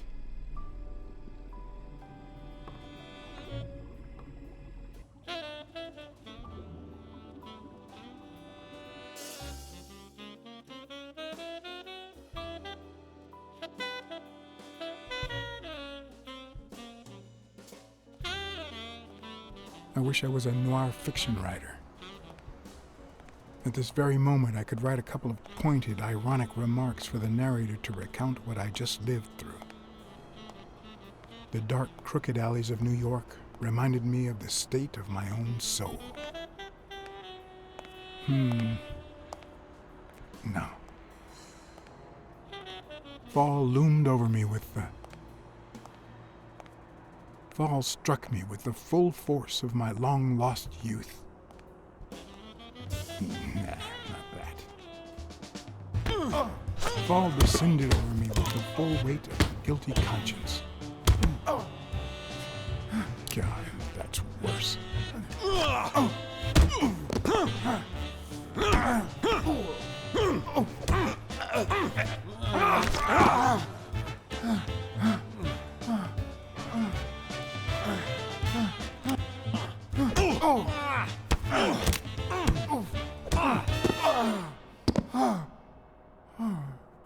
What were you thinking? He wants him alive!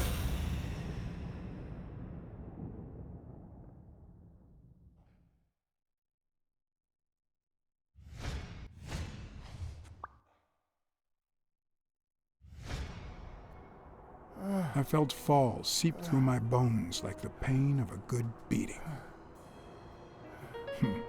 Mediocre, but appropriate.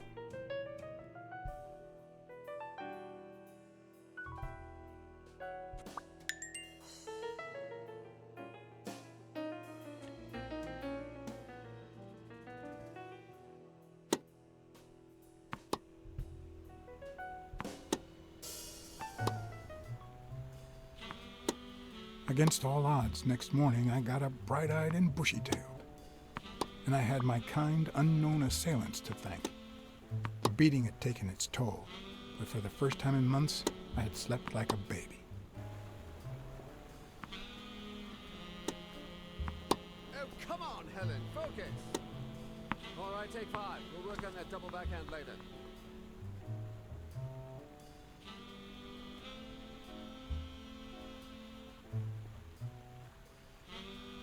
Well, Mr. Blackmore, what can I do for the FBI?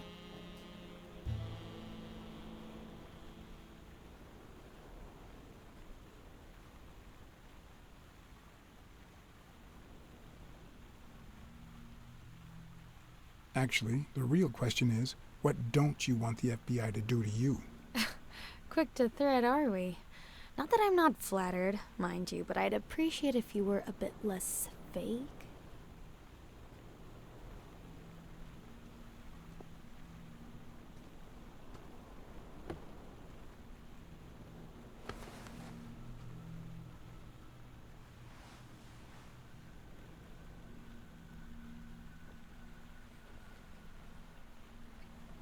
Maybe if we could speak in private? Alec! Coming! You've got 4 minutes, Mr. Blackmore, so... make them count.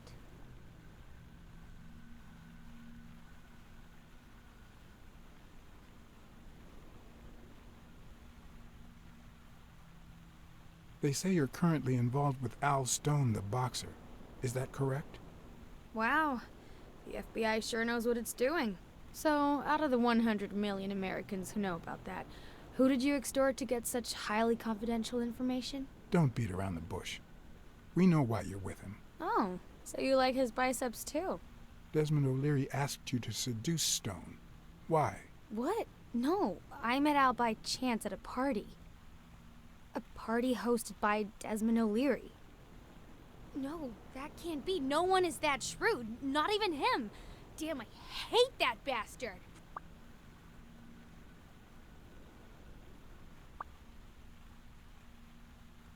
We know about you and Desmond O'Leary. Wow, your sagacity never ceases to amaze me. Wait, I get it. They must wrap your FBI sandwiches in gossip magazines. The thing is, well... You see, I'd love to wipe out that part of my past, but whatever. Do you have any regrets? Ads pay more than trophies. Can you believe it? Being associated with such a shady character could only damage my reputation. Trust me, never get involved with a married man. We're aware of at least 6 rigged games during your first year as a professional player. And? You won all of them. Are you trying to offend me? I give my all on the court. I can't be held accountable if my rivals don't do the same. Go interrogate them. In any case, now I know why you mentioned O'Leary. What do you really have against him? And don't say illegal gambling. I'm sorry, but I can't reveal that information. I'm serious, Miss Moore. America can't afford to let anyone shake its foundations like that. And America's sweetheart can't afford it either. Help us out. Talk to us. And why should I, Mr. Blackmore? What do I stand to gain or lose? The FBI always returns a favor. Oh yeah? Are they gonna rig my games? This is actually quite simple.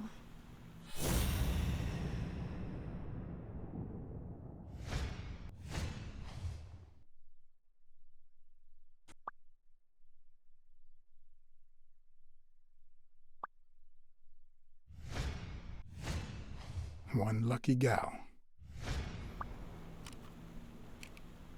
You have a light, sir?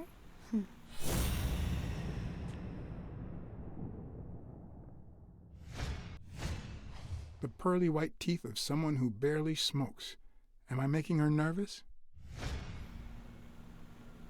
Damn. I'm almost out of fluid.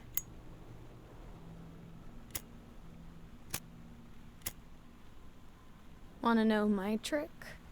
Go down to start, then up with it, and then down again.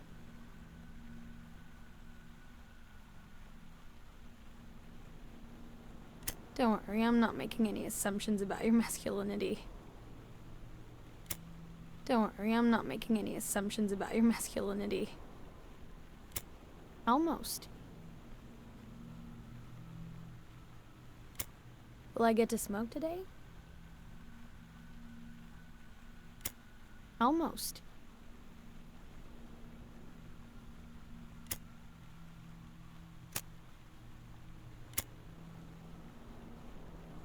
Thanks.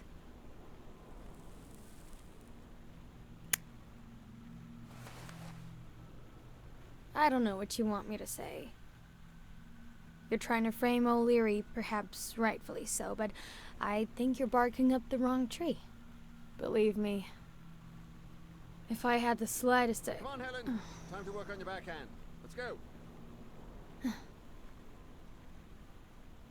Do you smoke? Nice meeting you, Mr. Blackmore.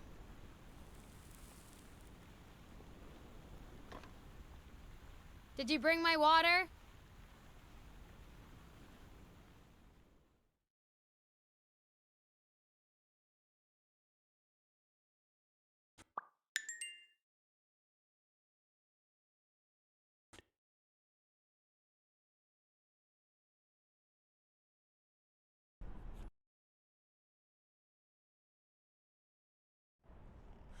America's sweetheart gave you her cigarette?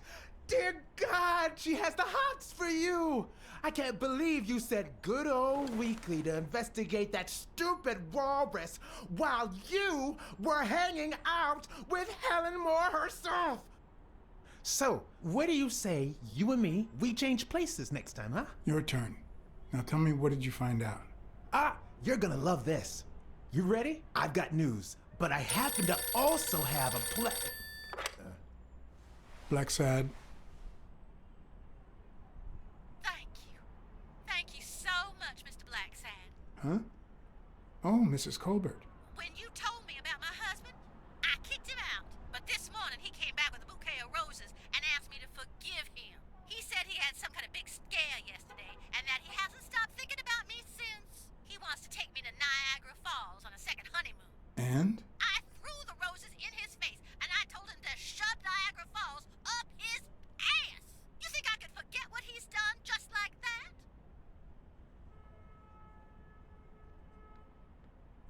Well done. Now you're talking. You saved my life, Mr. Blacksad. Send me the bill when you can. This is certainly the best investment I've ever made.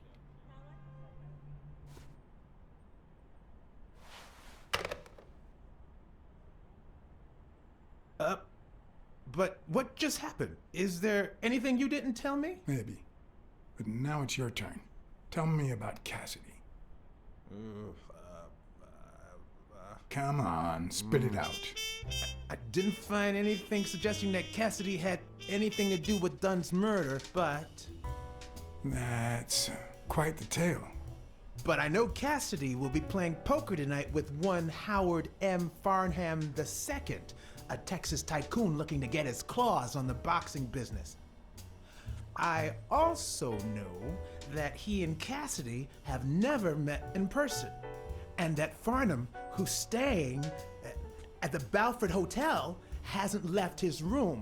Apparently, he spent the night with 3 bottles of bourbon. So, here's my incredible plan. I'll go to the hotel, I'd knock him out, and then take his place in the poker game. That way, I'll get Cassidy talking. What do you think? Incredible, right? Huh? Didn't we agree that you would handle Helen more while I dealt with Cassidy next time? No?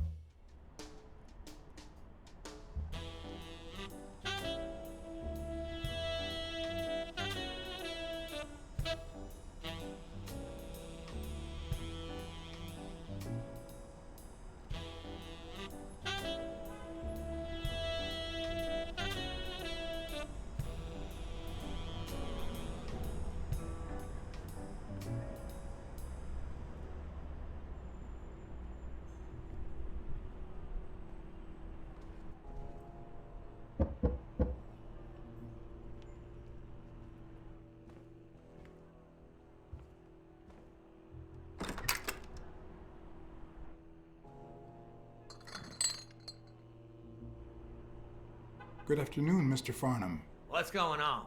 Allow me to introduce myself. John Blackmore. I work for Frank Cassidy. He asked me to bring you these bottles so you could choose which one you prefer for the game. Oh, sure. I was fixing to leave, but I guess them monuments ain't going anywhere. Well, come on in then. Getting in Farnham's room was easy. Earning his trust was another story. I always have an ace up my sleeve. Blackmore? You okay, partner? The best way to earn someone's trust is to make them believe they've earned yours. And sometimes, the best way to fake it is to tell the truth. I don't know where to begin. They killed my girlfriend. And no matter how hard I try, I just can't let go. Those bastards paid for what they done to you, boy. They paid. Well, good. Honor's being restored, and sure enough, our good Lord will see to it that they burn in hell. You need to move on, partner. Plenty of lookers out there. Find yourself a charming lady friend, even if it costs you a pretty penny. One of the tricks of this trade is to be wary of the biases we all have. They cloud our judgment and blur the person in front of us, painting them with the shades of our preconceived notions of who they should be. But every once in a while, you run into someone so locked in personality that they can only be regarded as a stereotype. Farnham was a disgrace, not only to himself, but to Texas and the entire human race. To think I had to impersonate him. I wish I was like you. You seem so content, so free of burdens. Stop right there, partner. You think this old dog don't have ticks? Let me tell you something about my first wife. Woo-wee! Once I had gained Farnham's trust,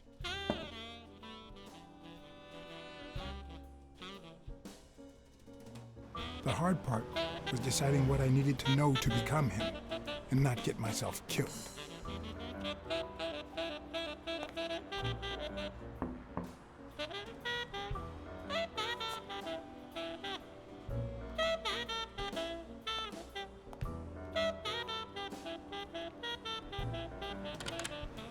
What can I do for you, sir?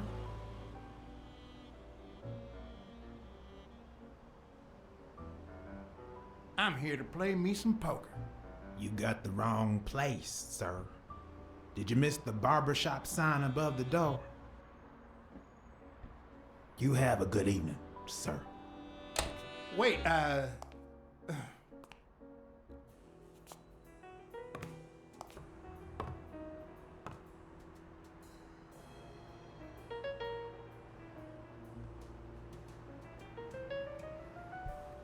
The hard part was deciding what I needed to know to become him and not get myself killed.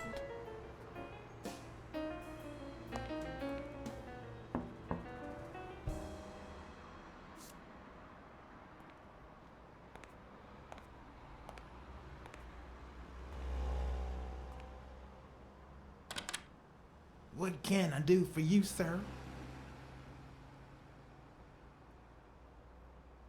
Farnham was one hell of a drinker. I had to get the information out of him before he drank himself unconscious. Otherwise, I'd have to find that information myself.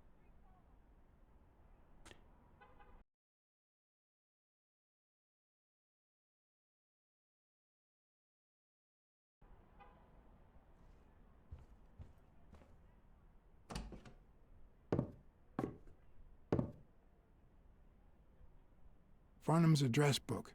Who knows what kind of shitty characters are in there?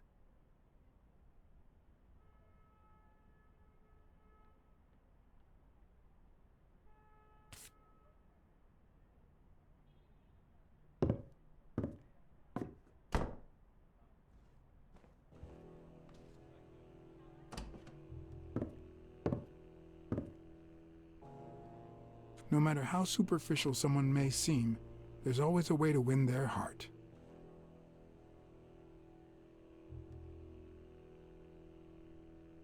Well, I'm afraid I'm no mind reader. Wait,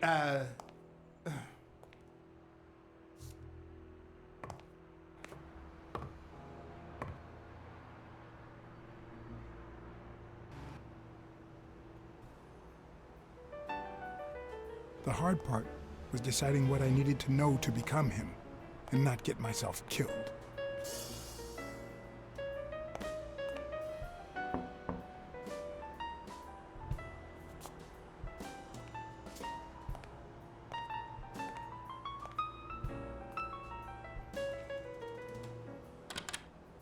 what can I do for you, sir?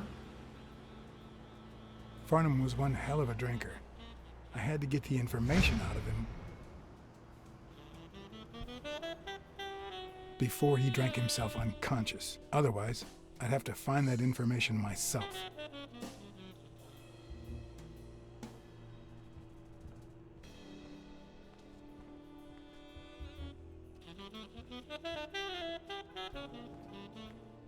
Ding Dong? Interesting name for a town. Ding Dong? Interesting name for a town.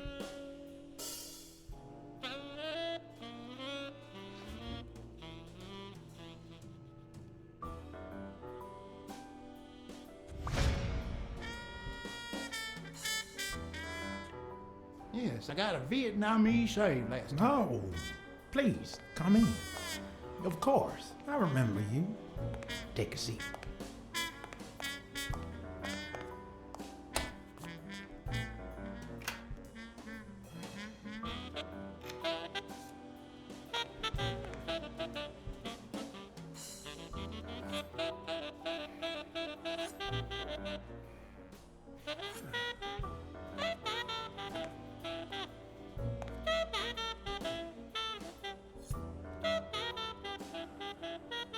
I'm sure you'll understand we can't be too careful.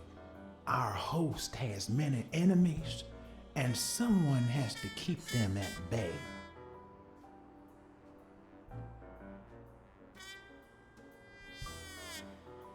Sure, I get it. I'm glad to hear that. Now, please answer my question. How much does it cost to get yourself a clean Vietnamese shave?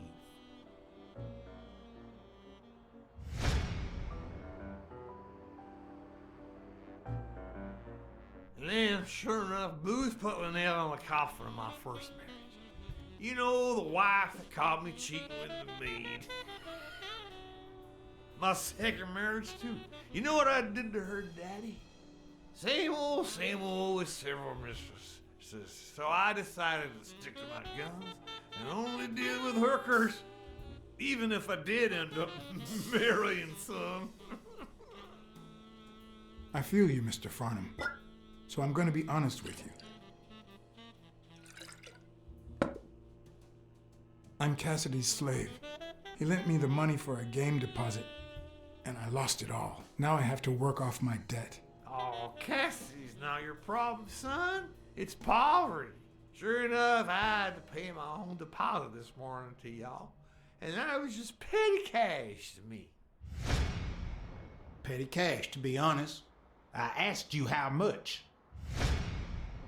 Of course, they gave me my receipt. These things I am, boy. Wait, I'll show you. I got it somewhere. Just a sec. I'll get it.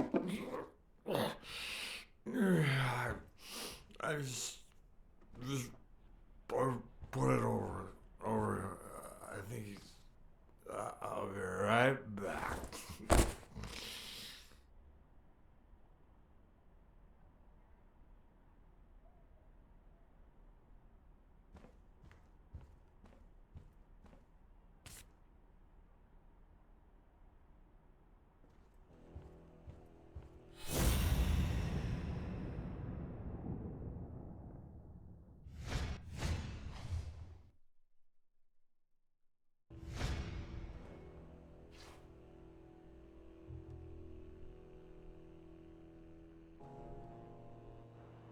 Why didn't you just say you had the receipt in your pocket? I'm almost certain, but tell me, who told you to come to this barber shop?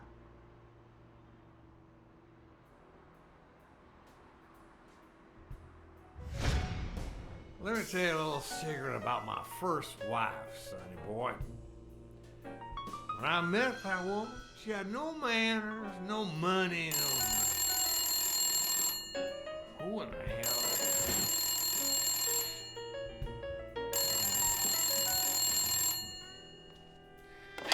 Farnham. My God, if it ain't the hero of the day.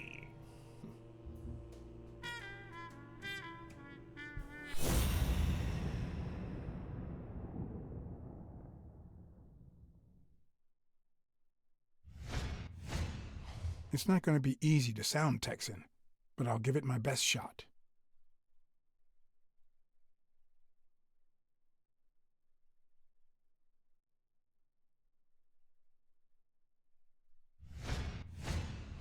Nothing says Texan like a cowboy hat.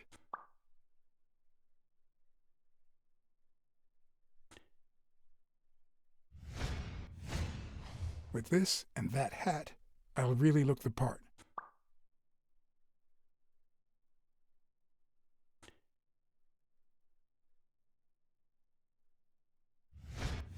I probably don't need to imitate his gestures during the game, but it certainly wouldn't hurt to try. I'll be damned.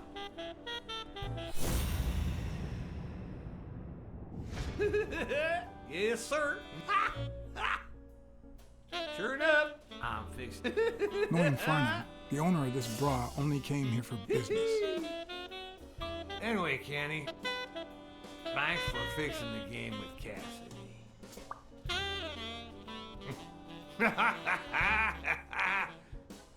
God bless you, brother.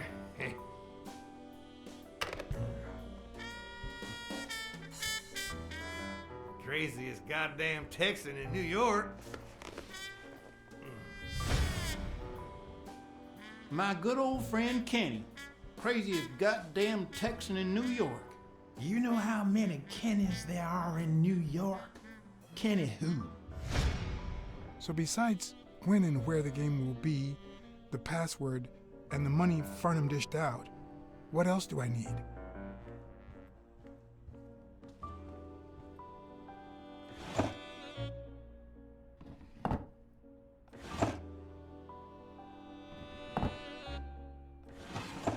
Not even a Bible.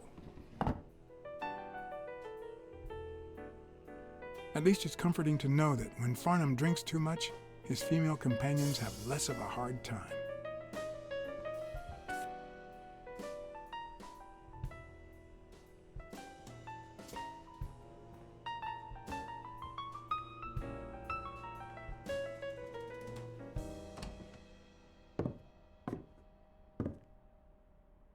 Luckily, there was only one Kinney in Farnham's address book, Kinney Eakes, residing at...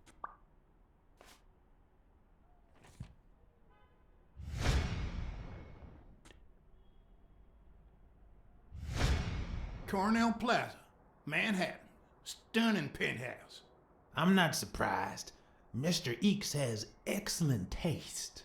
Do you happen to know what he asked for the last time he was here?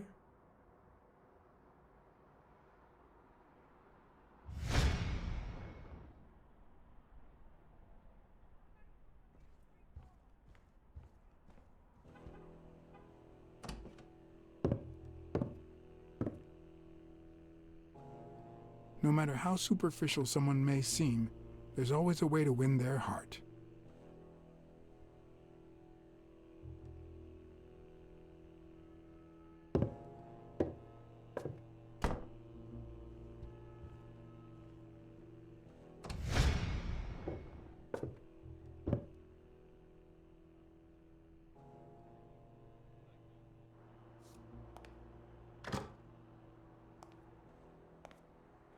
Don't tell me, Billy Bob.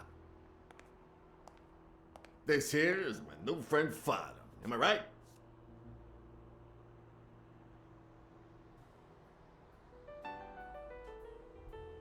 Sure enough, your barber was fixing to give me a shave. You can get a good shave at another time. Billy Bob is always at our beck and call.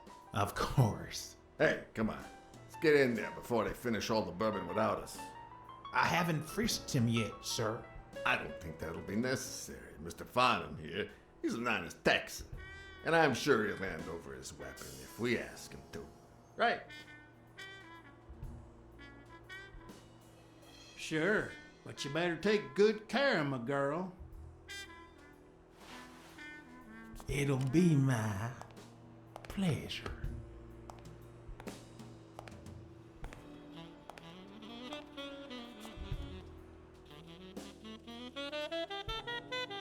Welcome, gentlemen.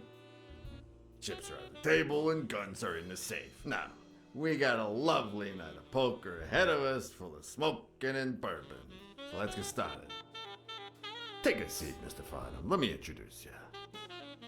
To my right, wearing gray boxers and weighing in at 140 pounds, the owner of Pink Vice, the largest meat market in all of Manhattan. In other words, a real son of a bitch. No offense to the women he exploits. Our reigning champion, Oswald Quince. A title I aim to keep, provided our new contender here doesn't interfere.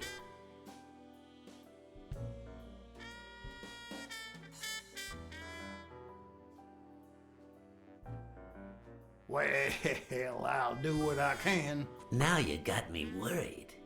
Never trust a humble player. The truth is that our friend Farnham owns the largest and, I dare say, most entertaining establishment in Texas. Really? So we're colleagues then? Yeah, you wish, Quince. He owns a casino. Damn. And it's not even in Austin or Dallas. It's actually in a little town called, what was it? Darn it. I looked it up the other day. Had a funny ring to it. I hate it when this happens. I thought they moved all Texan casinos to Vegas, where gambling is legal. You mean Ding Dong, Texas? Ding dong! That's it.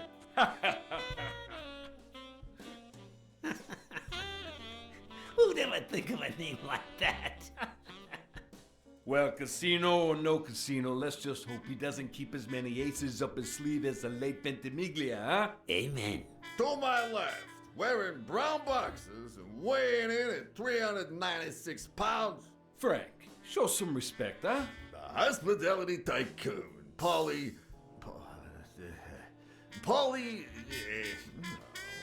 Tycoon? I just own a small bar with pool tables. Clients drink close to nothing and play even less, but certain business transactions just couldn't happen anywhere else. Damn it, Paulie. Why don't I know your last name? Because they took it away from me. You have no idea how good my ex-wife's lawyer is. Women, they even take our damn names.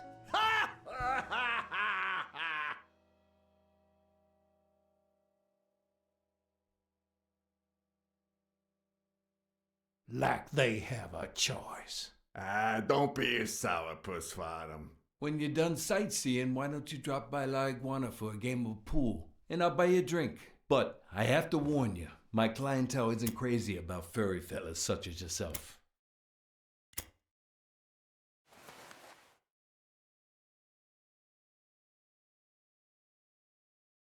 Sorry, partner. I can't stand pool. Well, then just come down to drink and drink some more. Well, looks like Farnham won't be venturing into the pool hall business anytime soon.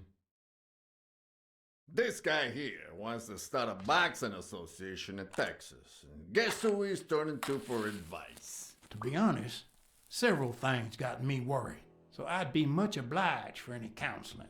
So, what worries you?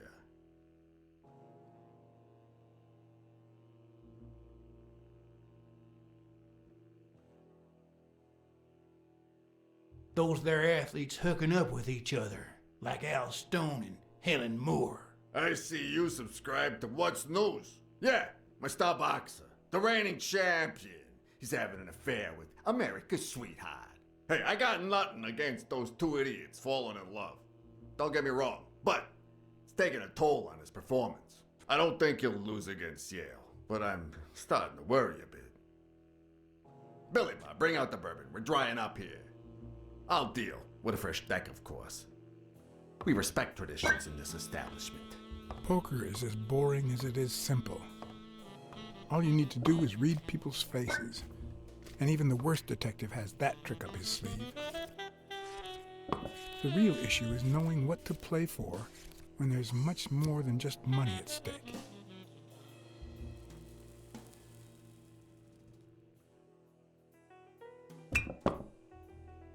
Damn it! What again? How many games have you won, Farnham? It looks like we got a serious contender. Hey, Quint, you better start unbuckling that championship belt. This ain't over yet. Mark my words. Farnham will be calling his wife before the night is over. Ha! Oh, hey, by the way, you guys hear about Kenny's wife? Pretty tragic, huh? What happened? Oh, plain bad luck. Hey, but Farnham, I'm sure you know more about it than I do.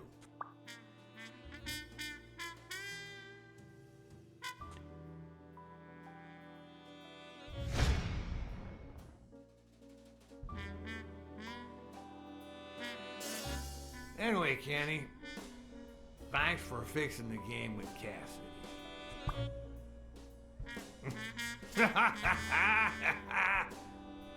God bless you, brother.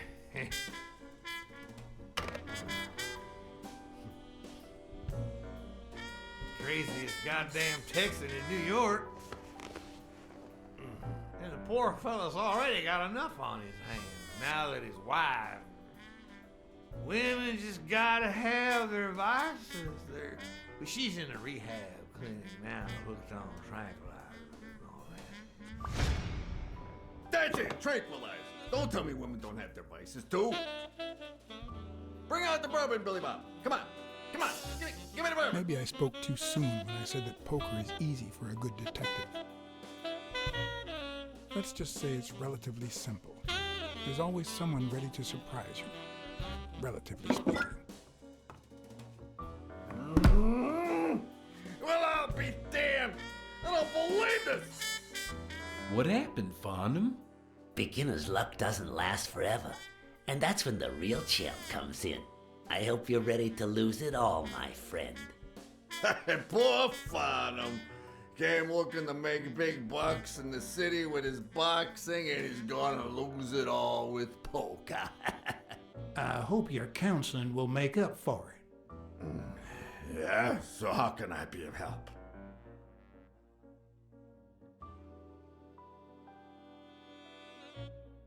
Rebel coaches like Joe Dunn. Oh, I see you done your homework. That bastard wouldn't accept the most basic rules. For example, banning boxers from official competitions when the managers don't belong to my association. Hey, don't get me wrong, I'm sorry for his death. But if they ever find the murderer, I'd be glad to pay his lawyer fees.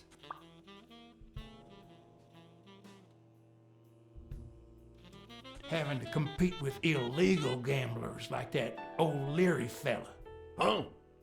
One would almost think that you live in New York, my friend.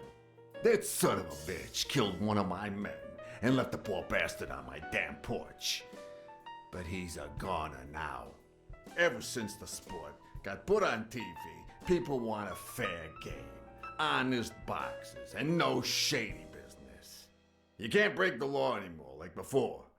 Nowadays, they gotta bribe those big network executives to negotiate for broadcasting rights. Come on, let's steal another hand before Quince accuses us of trying to break his winning streak. Ain't gonna happen. Gentlemen, I suggest you never tell your sons about this game, unless you want to lose their respect. Wait, you mean our sons actually respect us? I hear you.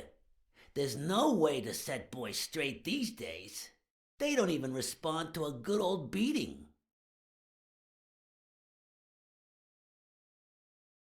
I dare say Texan boys do respond to a good beating. Hey, careful, Quince. You're talking to a pro. So, Kenny told me you had quite a house full. How many kids you got in that house full of yours?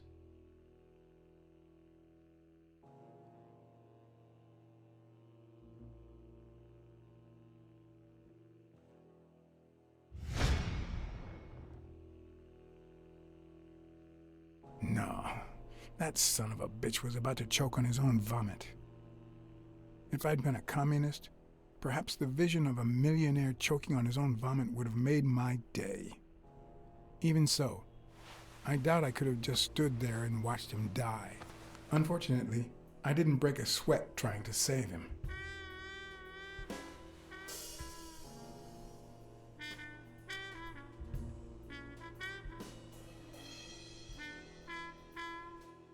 How many kids you got in that house full of yours?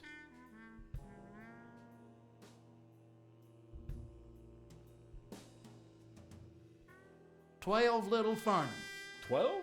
Hey, wait a minute. I thought Kitty said you had 9. Yeah, I'm sure it was 9. Billy Bob, hand me the phone. Come on. Sometimes you get the feeling that it's all gone wrong, that you've made a terrible mistake.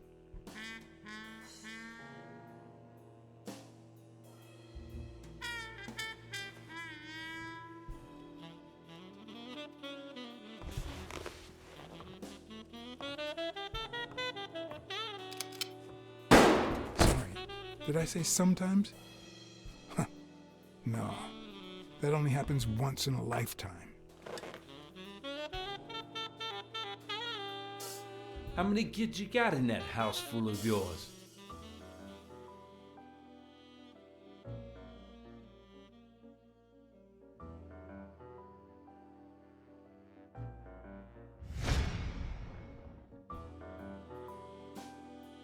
No, that son of a bitch was about to choke on his own vomit.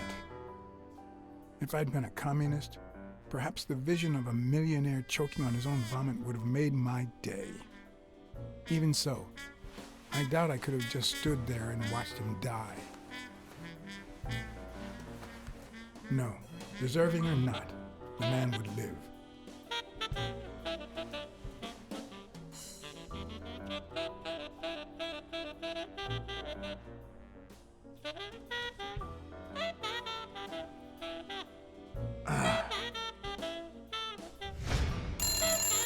Six, well, that's something. I don't know how you deal with all of that.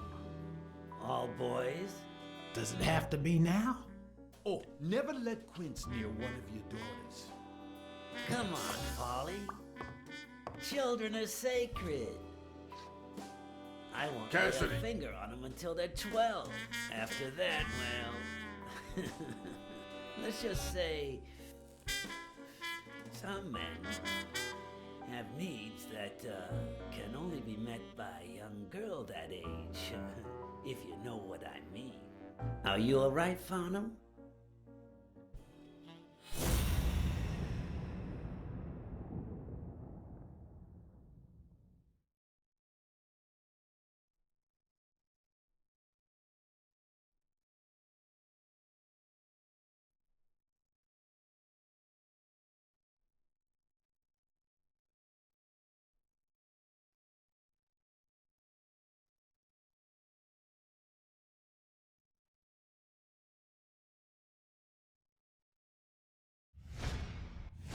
That damn eagle represents the lowest scum of our society.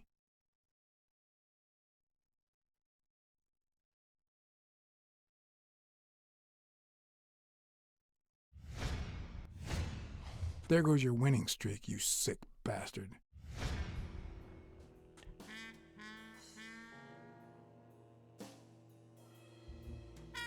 Sooner or later, the police are gonna bust your ass. Quince. What the hell are you talking about? I bet you're as bad at hiding those poor girls as you are at keeping that ace up your sleeve. What? You lying piece of shit. Quince. Don't believe a word he's saying, Frank.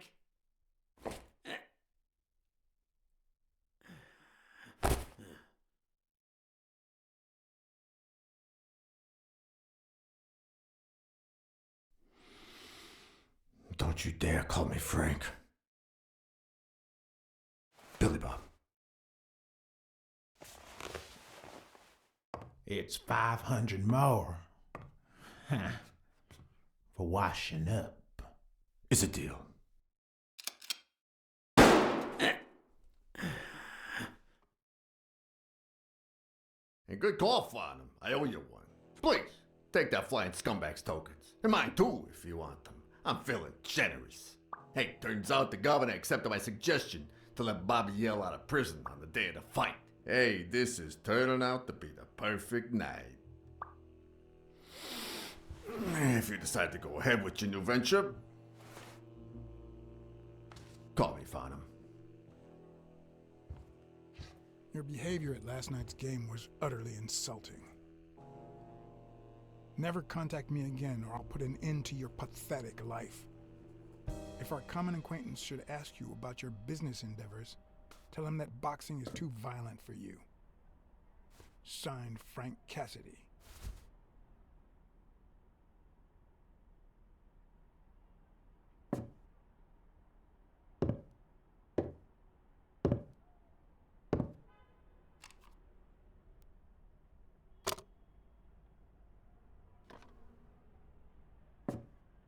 My own tracks would be covered the following morning when Cassidy read this note from Farnham. Dear Mr. Cassidy, although I'm grateful for your kind help, last night's game made me realize that boxing is just too violent for a peaceful Texan like myself. I have decided to invest elsewhere. Yours sincerely, Howard M. Farnham II. Damn Texans.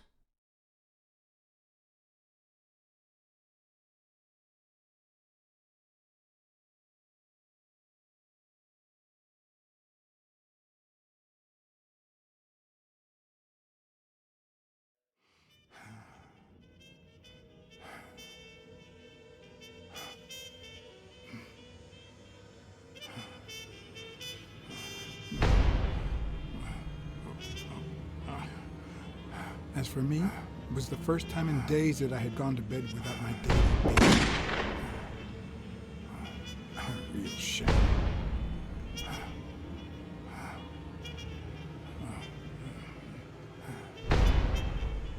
Nothing like a bruised body to help you to sleep like a baby.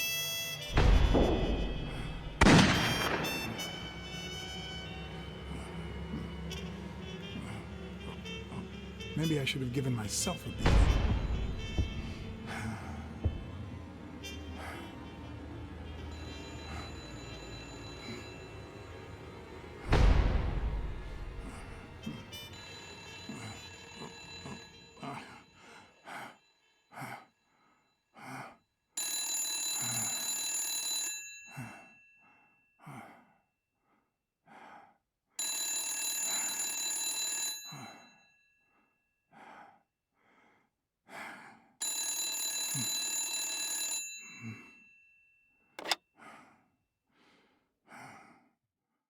Blacksad.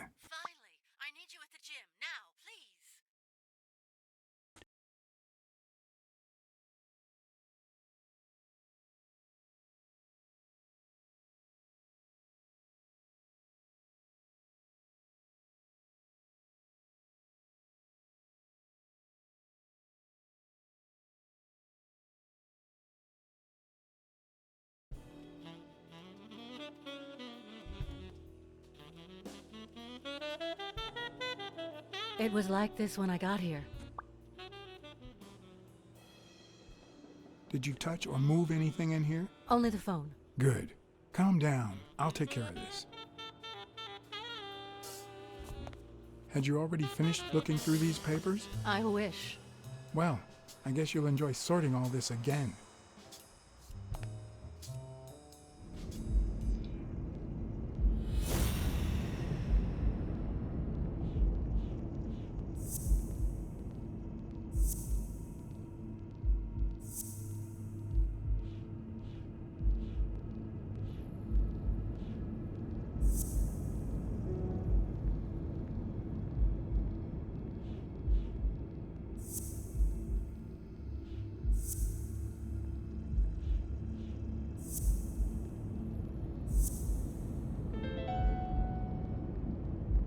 That cunning son of a bitch. O'Leary threatened Stone with ruining Moore's career so that he'll take a dive against Yale.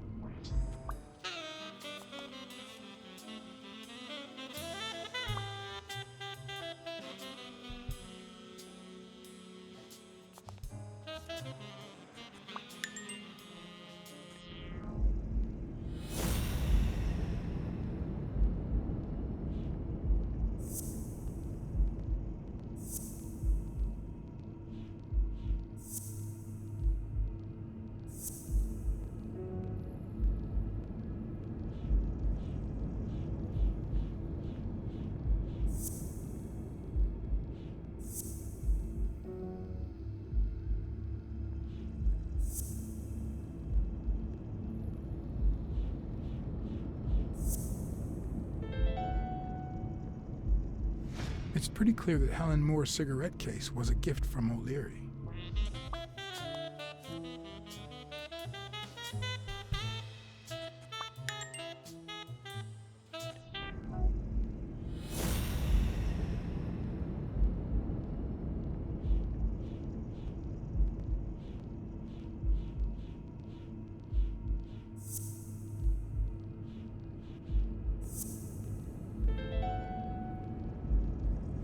If she's still in love, why does she claim she hates him? What is she hiding?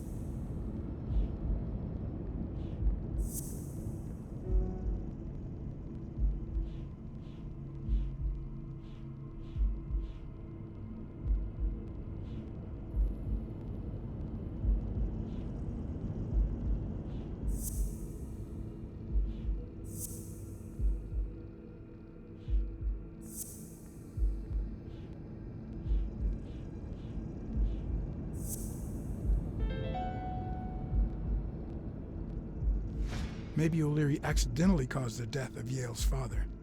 So now he tries to make up for it by secretly helping advance his career?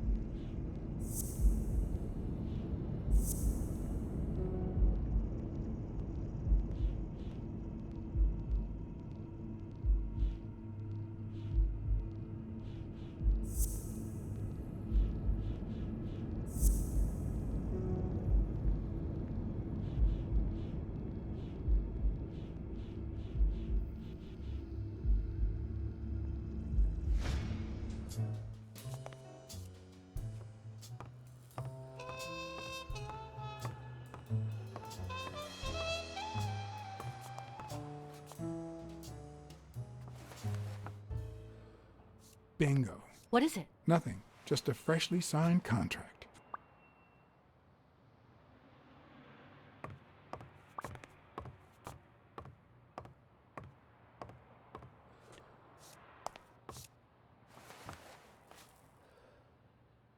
What are you doing? Do you like sardines? Excuse me? Do you like sardines? Ugh.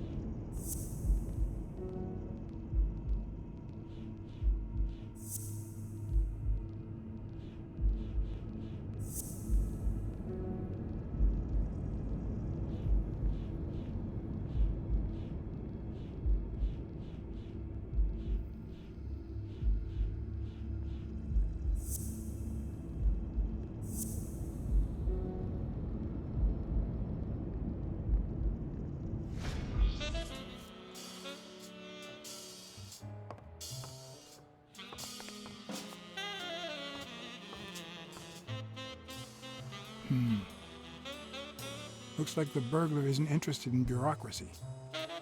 Not that I suspected otherwise, but it's obvious they weren't looking for money. Did they take anything? No, although...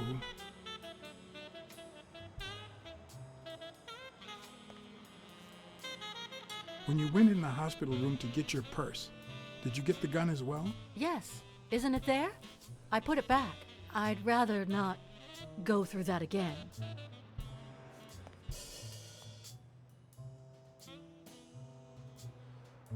That's too bad. It looks like they took it.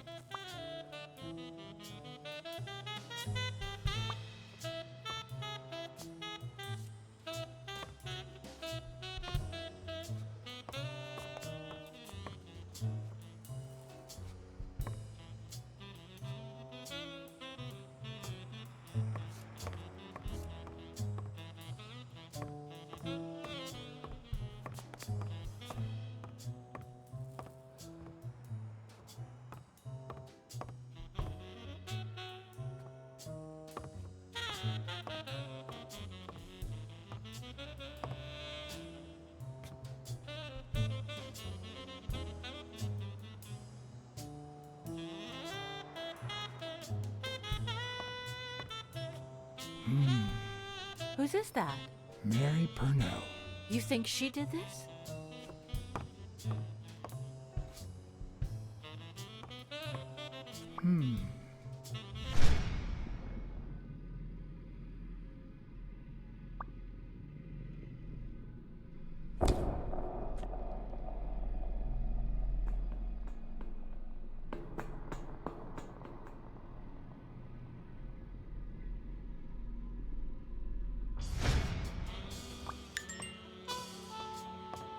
Wait here, please.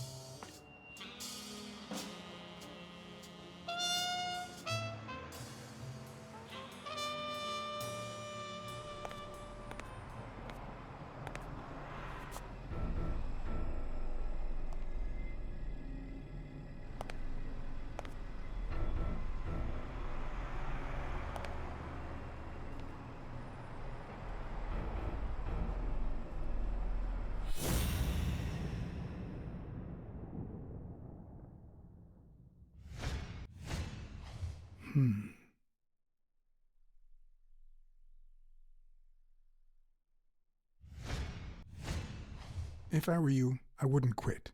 Trust me, it might be painful at first, but time heals all wounds. Why did you listen to me?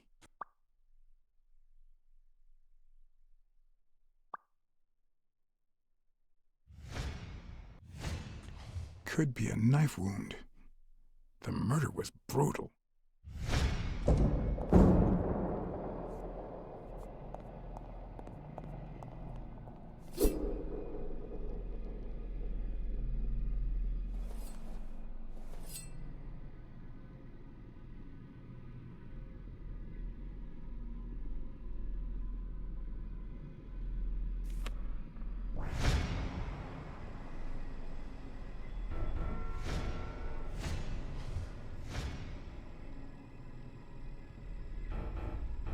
Dear Sonia, I need to tell you several things things about your father. In fact, I know he would have wanted me to tell you. Among them, the fact that you co-own an apartment in Manhattan. Please call me. Yours truly, Mary Purnell.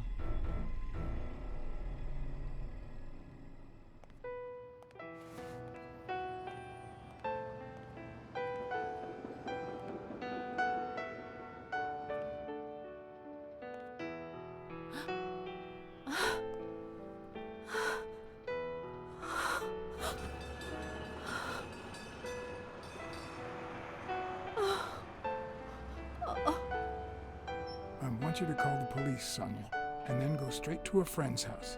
Don't even think about going home, and definitely don't come back here. I'm staying at a friend's house. I haven't even set foot in my father's place yet.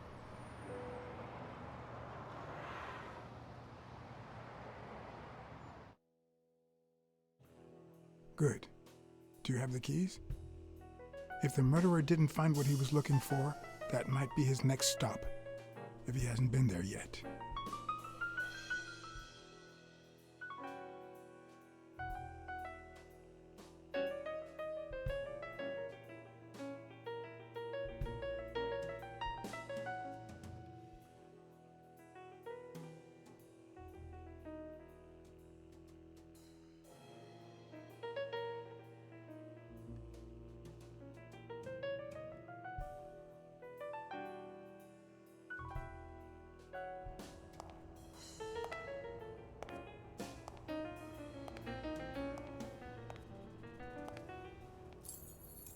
For once I had the keys to the place, which meant I wouldn't have to use my lockpicks or...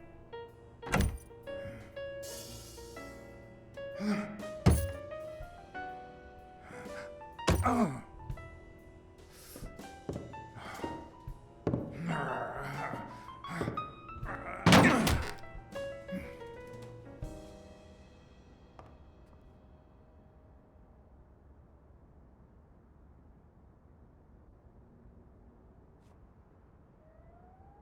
It doesn't look like anyone picked the lock.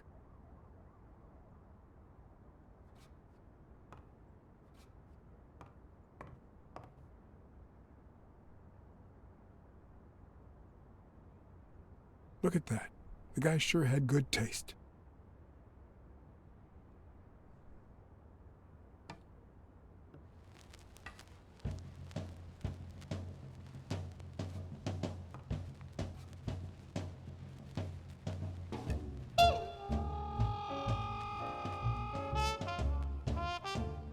I see more art in a boxer's hypnotizing footwork than in certain modern paintings.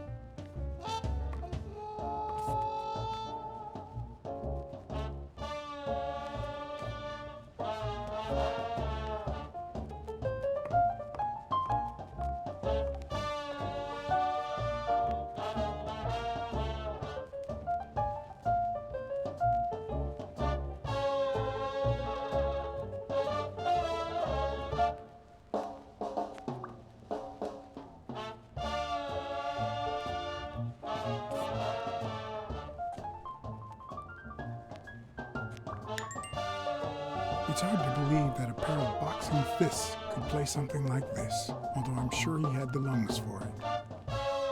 It looks like Dunn had already begun to move his things.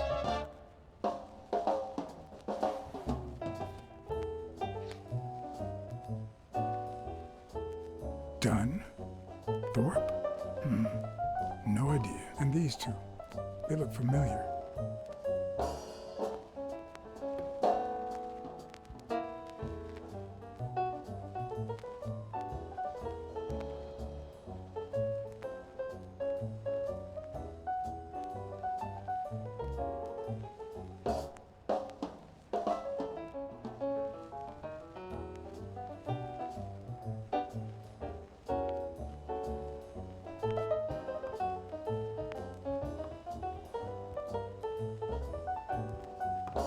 As I glanced at the telephone, I remembered the weekly password for O'Leary's illegal gambling operation, even though I had rejected his reward for finding Yale and had chosen to bet it all on Yale.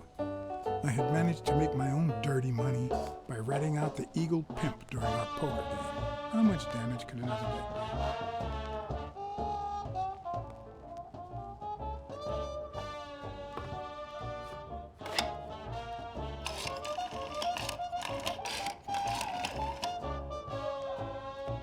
Yes.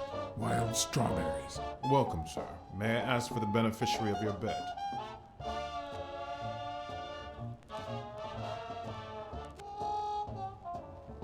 I'd like to bet on behalf of Eugene Colbert's widow.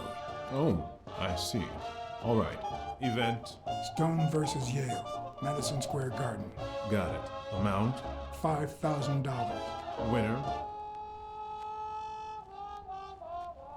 Yale wins. Place of delivery? I'd seen several locations written out in O'Leary's basement, but I could only remember one, courtesy of my new matchbox, La Iguana Pool Room. All right, sir. Good afternoon.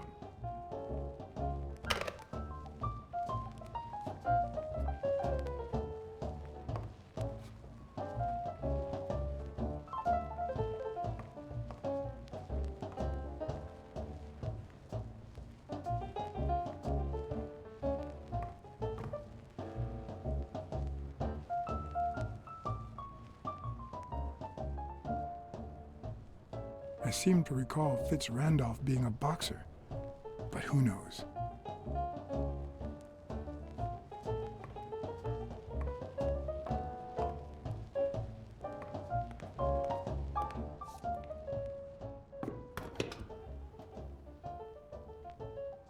Ready-made meals on airplane trays in front of the TV. Who would have thought we'd end up eating like this? Dunn died 4 days ago, and that lettuce still looks okay.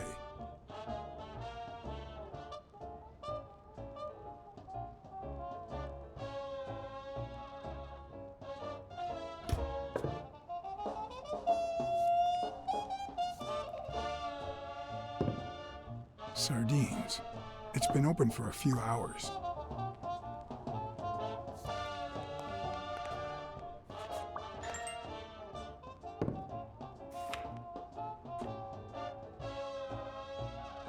Of course. Now I see how Dunn bought the apartment he was going to share with Mary. This place has to be empty in 2 weeks for the new owners. I wonder if Sonia knows about this.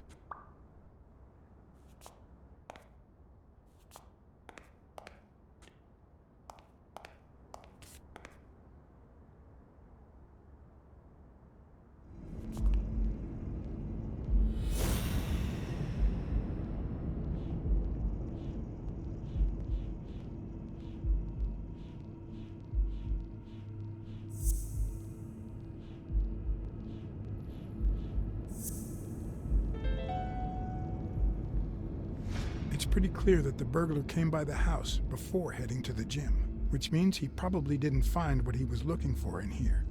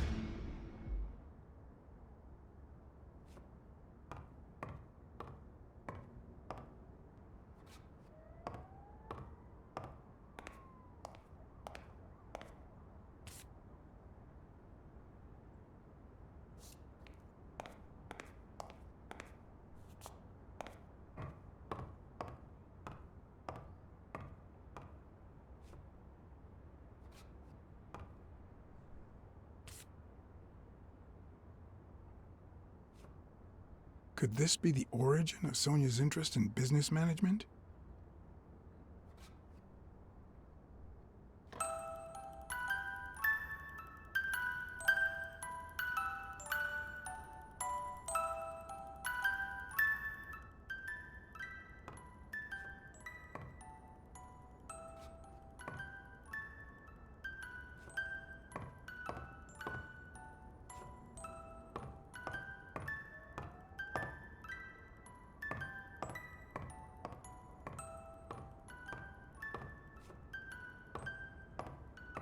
You still looked at her every morning, so many years later, with a new love?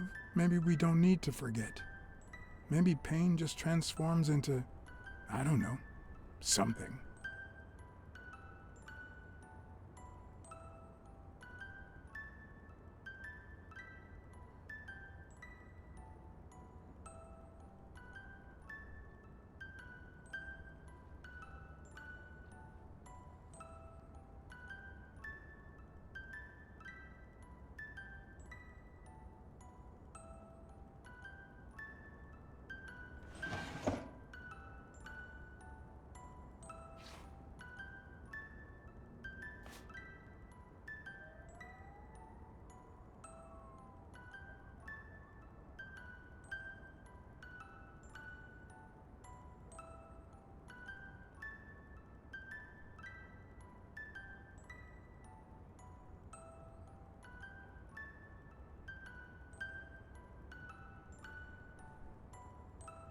This is too private.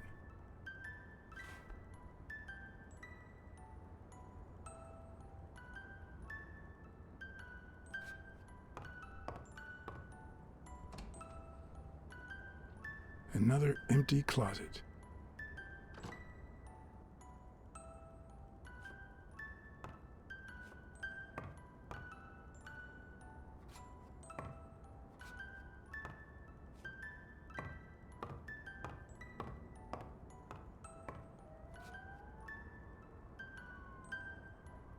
Is this how he got in?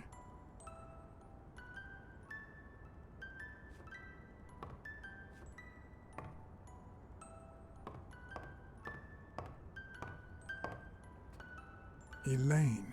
I think that was Dunn's wife's name, according to Jake.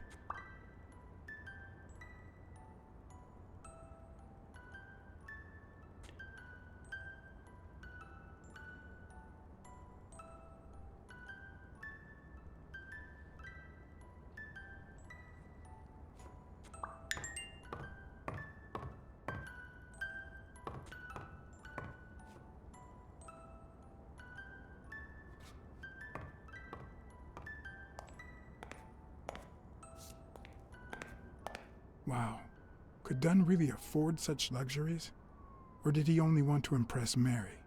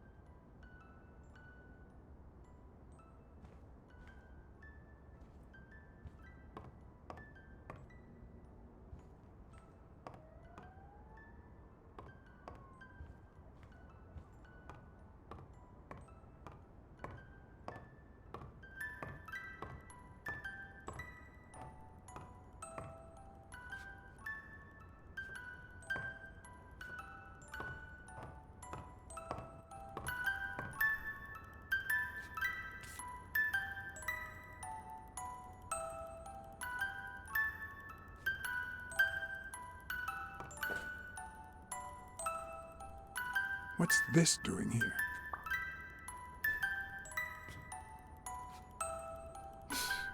No matter how hard I look, I'm not getting anywhere. I need to talk with Sonia, and maybe with her Uncle Tim.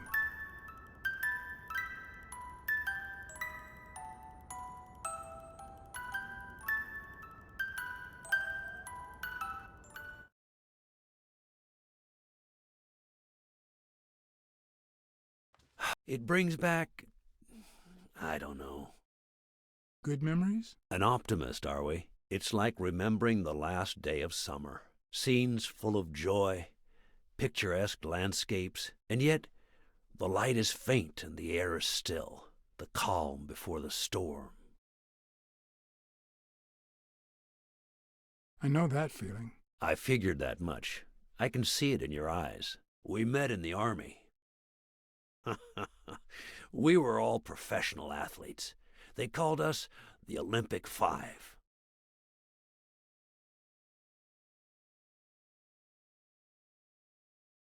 Who's the guy on the right? Angus Mitchell, our combat medic, and a doctor with the New York Warriors. It was Spanow who got him assigned to our platoon. Hey, isn't that Craig Spano? The guy on the Morley's billboards? Yes, indeed. Our captain. He was the oldest, after all, and star of the New York Warriors. He was an orphan, you know. But he loved the sport so much that he said baseball was his family. He was the one who had Mitchell assigned to our platoon. Who's the guy on the left? Ah, Viktor Sukovsky, the athlete. You've probably heard of his medals. Was Dunn already boxing? Yes, he was. I had already seen him fight before I even met him. He was as humble in the ring as he was in life. He'd always let his rivals take the initiative.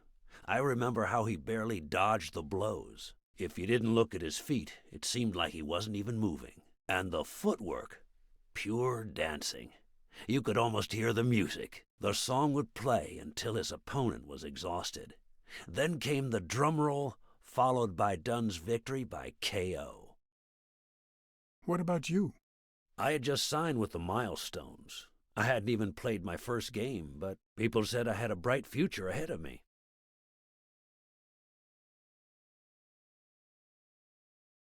But the war got in the way of that bright future. Huh? No, I made it big when I came back. Best time of my life. Don't you remember that cop at the hospital? The one who let me in exchange for an autograph? Trust me, nobody calls you Iron Arm if you're just sitting on the bench. Who would have thought that I'd end up becoming Tim Iron Legs Thorpe? What happened?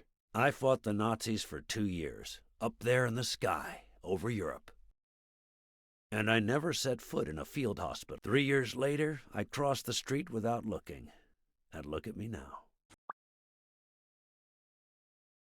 What happened to all of them? Zukovsky died the same day they injured Dunn. Dunn received an honorable discharge and came home. He quit boxing and opened his gym.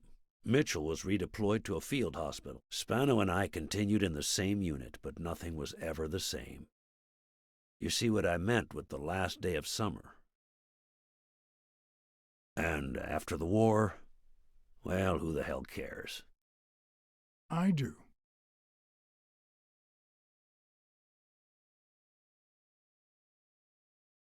What happened to Spano? Well, you've seen the billboards. He made it big time. When I was forced to retire, I got him some advertising deals. That's how I founded this agency. But then, something happened to him.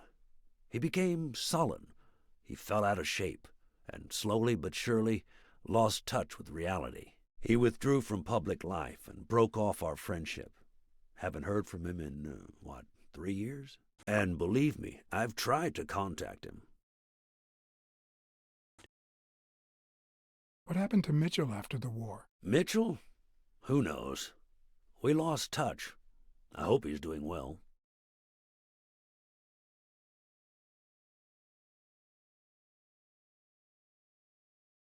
You think Spano might have been involved in Dunn's death? Spano? No way. He and Dunn were always Well, Spano's changed so much that it's hard to say. I think I saw Mitchell not too long ago, but I can't remember where. Seriously? Please try to remember. I'd love to hear from him again. I'll do my best. Allow me to double your wage. You have to find the murderer. Maybe Dunn stayed in touch with Mitchell or Spano. Maybe even with both. But he never told me anything. Maybe Sonia knows. I doubt it. But that's not the only question I've got for her. May I?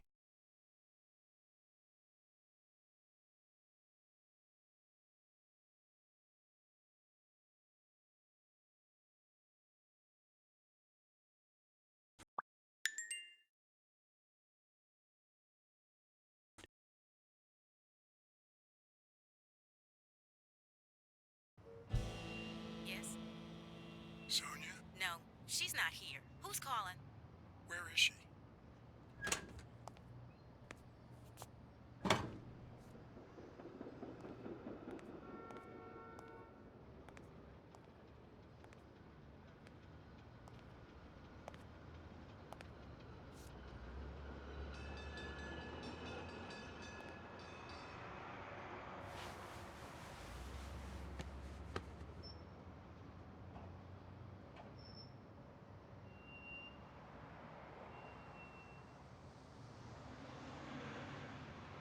You know, it's dangerous. Have you ever wished you'd never been born? What?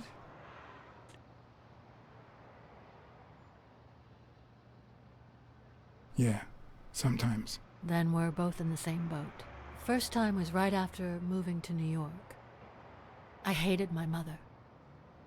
She was the reason we moved from the countryside and the smell of freshly mowed grass to this dirty city and the smell of medicine.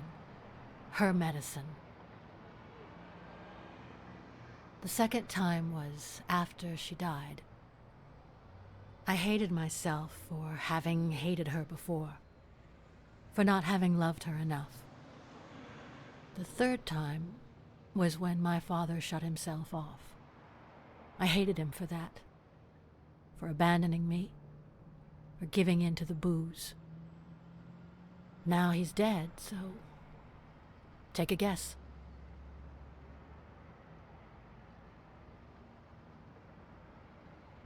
You've realized just how much you really loved him.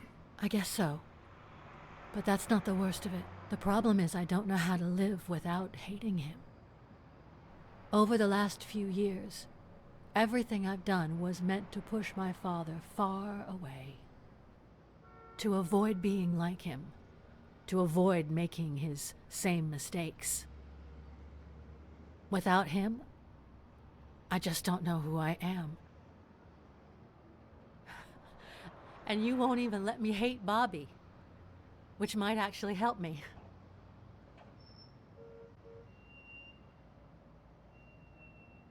The more you hate, the worse you feel. You think I don't know that? I need someone to blame. Without that someone, I have only myself to hate. Hate me. A good detective would have found the killer by now. That's nonsense. You've already come so far. I'm sorry I haven't been a little more grateful. In any case, you shouldn't hate yourself. You are... No, you have such good qualities.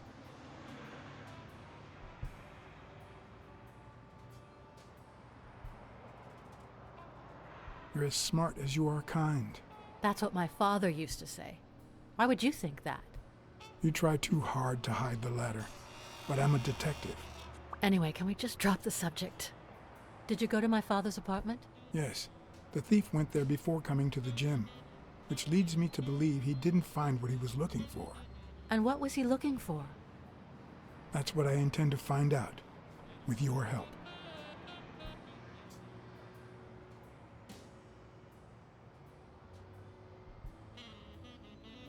Your father sold his apartment. The new owners move in 2 weeks. What? I'm sorry. I think he used the money to buy a new place with Mary Purnell. The letter you're holding explains the rest. I wish I'd had the chance to talk to her.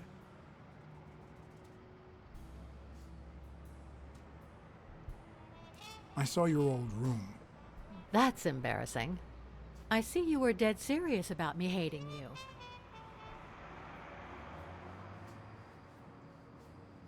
I found a baseball glove with Spano's autograph in your room. Oh, I've never seen it. My father must have put it there, although I don't remember him having a signed glove.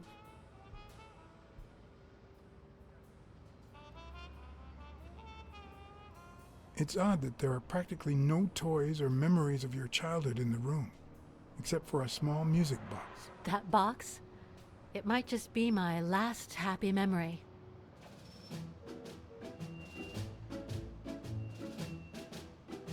It's from before my mother got sick and we moved here.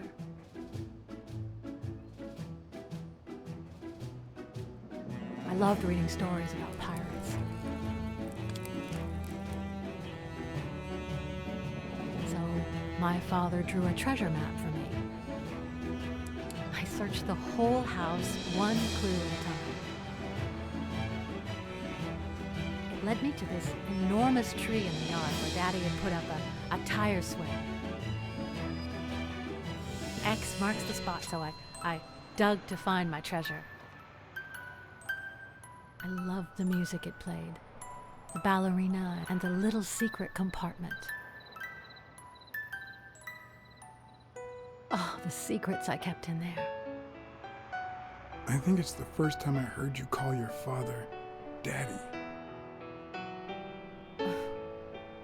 Really?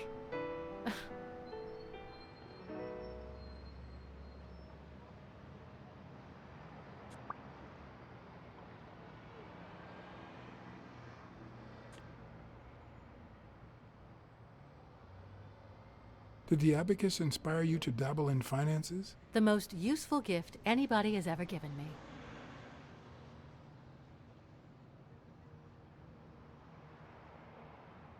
A gift from your Uncle Tim? He used to say that in this day and age, a woman should know how to count. My father didn't agree, but he didn't oppose it either. People thought he was a liberal because of his attitude towards racial issues. But at home, things were different. I'm also a fan of Frank Papalia. Oh yeah, the poster. I only liked him because my father thought he was too modern.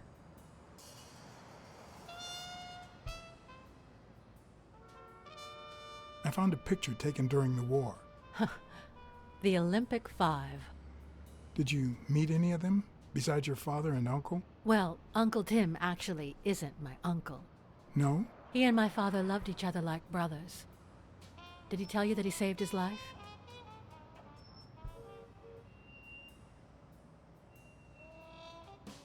Your father saved Thorpe? They were flying over Brittany in a 3-unit fighter plane. Zukovsky was the pilot, my father was the co-pilot, and my uncle manned the machine gun. Suddenly, enemy fire killed Zukovsky and injured my father, which is why he never boxed again. My uncle jumped out of the gun turret, ran to the cockpit, and managed to pilot the plane to safety. Oh, the times my father told me that story. And now...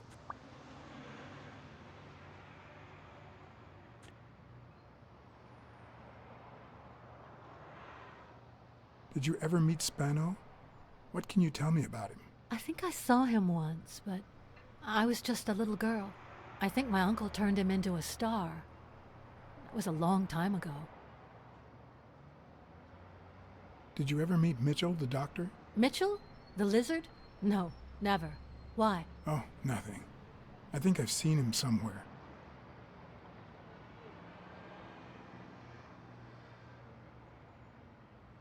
Your dad had great taste in music. So, better taste than I had as a child? Well, now you've put me on the spot. You don't know how happy that makes me. Are you cold? A little. Maybe I should go. Anyway. Thanks for the company.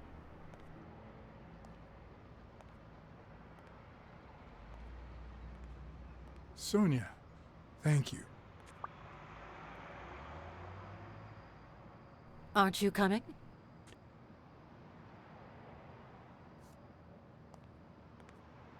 I knew I was looking at a solution, but what exactly needed solving?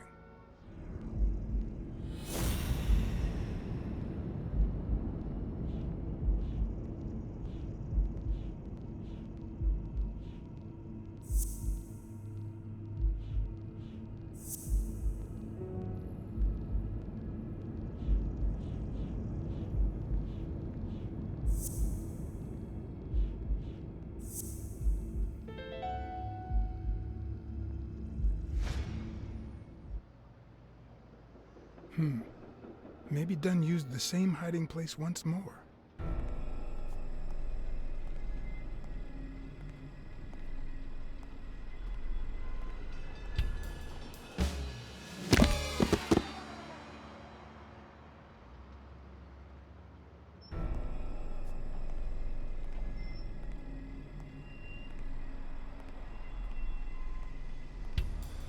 I'll never understand why detectives and criminals bluster while they fight each other in the pictures. What a waste of breath, focus, and energy.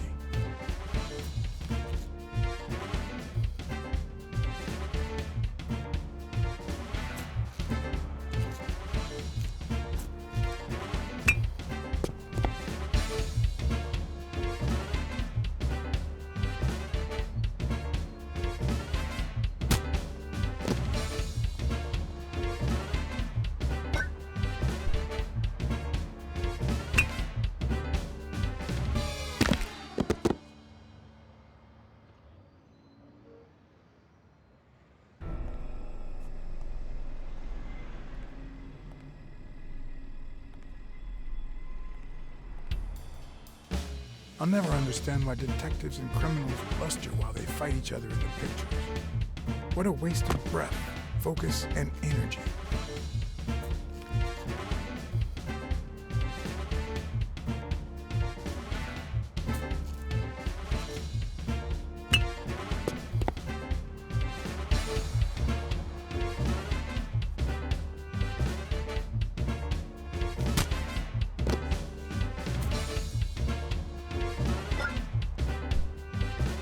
It's not the lack of credibility in the screenplay that bothers me.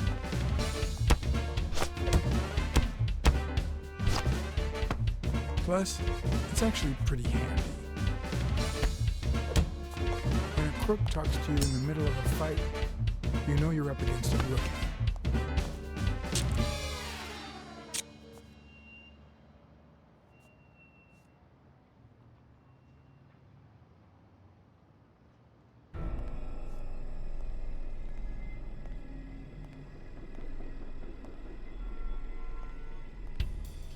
I'll never understand why detectives and criminals bluster while they fight each other in the pictures.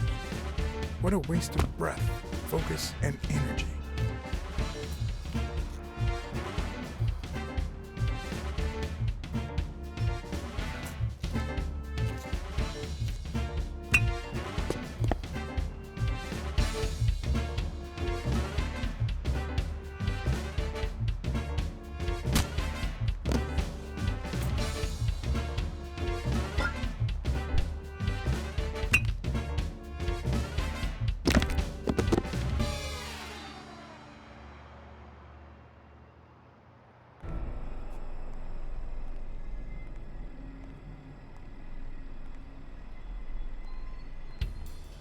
I'll never understand why detectives and criminals bluster while they fight each other in the pictures.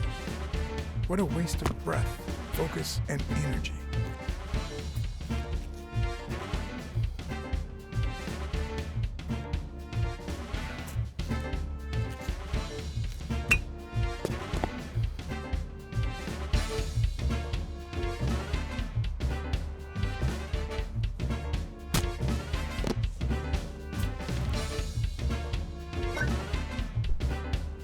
It's not the lack of credibility in the screenplay that bothers me.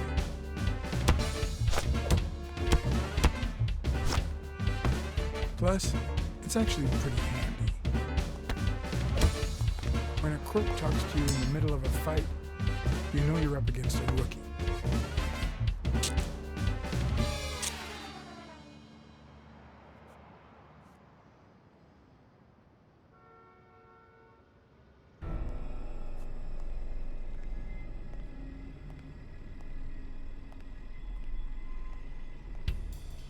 I'll never understand why detectives and criminals bluster while they fight each other in the pictures. What a waste of breath, focus, and energy.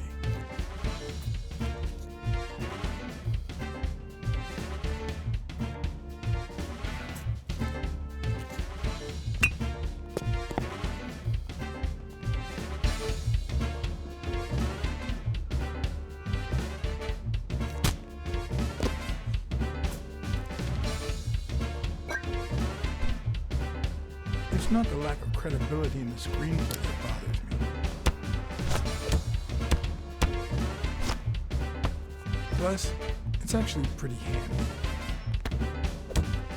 When a crook talks to you in the middle of a fight, you know you're up against a rookie. And if he doesn't even say, "Help me, please,"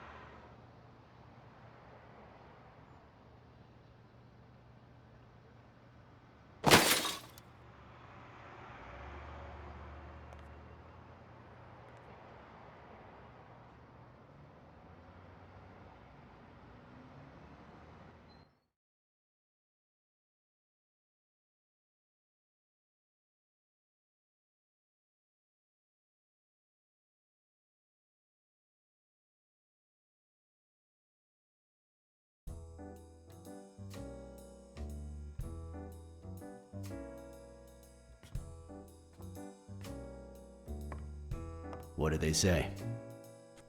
nothing serious. I lost another one of my 9 lives. Oh, this hurts. Got many left? I'm in the red.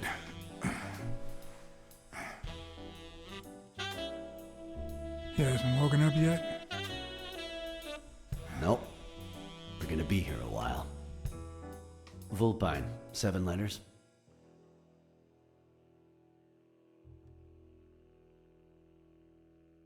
Scheming? You think that's the same thing? I don't know. Sounds a bit off to me.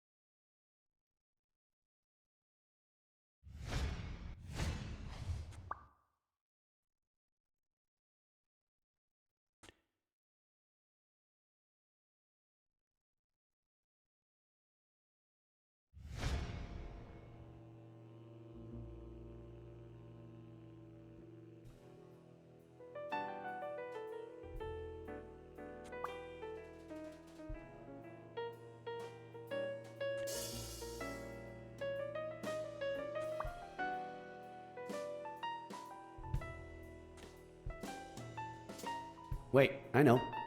Vulpine, 7 letters. Cunning. What are you looking for? Nothing. Will he live? He'll live. So what have you found out? Randall Lee. Apparently in love with our penitentiary system, judging by the frequency of his visits. Theft, assault, extortion, minor things of the sort. Any partners? Always works alone. He's never ratted out his employers, provided they exist. Did you find anything? Is this our man? Do you have proof?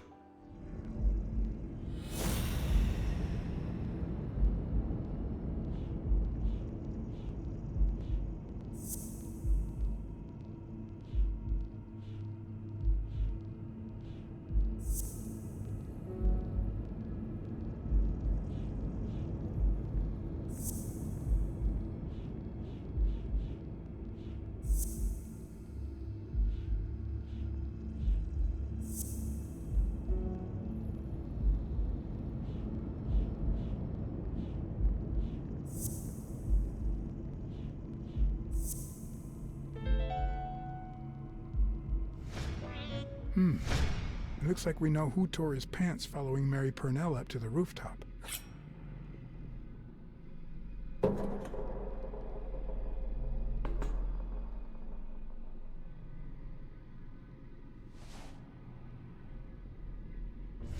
His His pants have a tear in them. I found a piece of that same fabric at the gym, on the stairs that lead to the rooftop where we found the second body. Makes sense, but how many pairs of ripped pants are walking around New York City?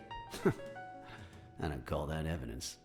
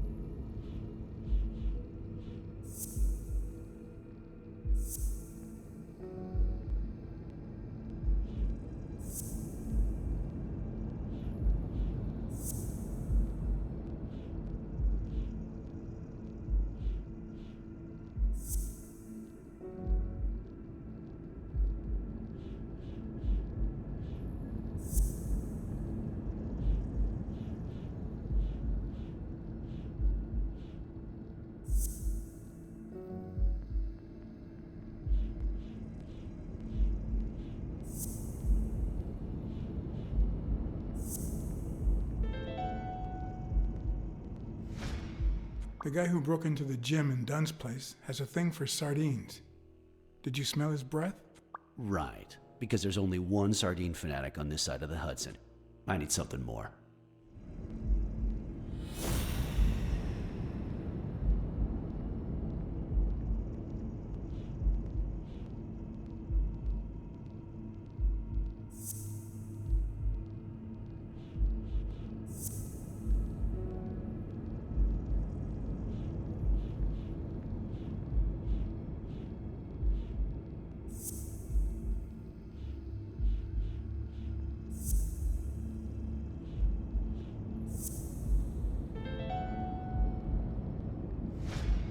I saw footprints from those very same shoes next to both the gym murders. Unless you're telling me that shoe is a limited edition, I'm gonna need something else.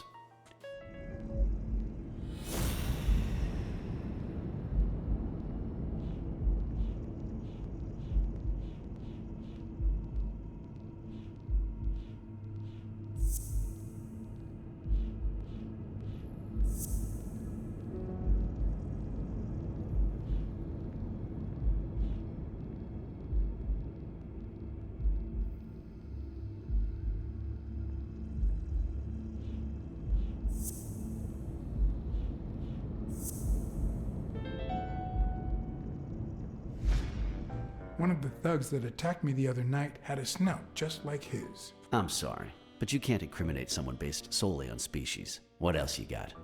What more do you need? I've given you 4 pieces of evidence. None of which are conclusive. He tried to throw me off the rooftop. Yeah, you're right. I'm sorry. He's our man. No, he's not our man. Make up your mind. He's just a puppet. Someone is pulling his strings. Could it be Yale?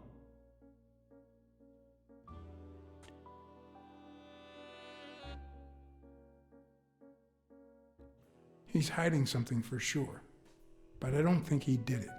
By the way, was he discharged? His room is empty. They let him out yesterday. He's in police custody now. You can tell he's an athlete. Made quite the comeback. Anyone else would have taken 10 times as long. Anyway, he better be fine. You know they've ordered me to escort him to Madison Square Garden on the day of the fight. That's the first I hear of it. Quick, what do you want? Good cop or bad cop? I'm the bad guy.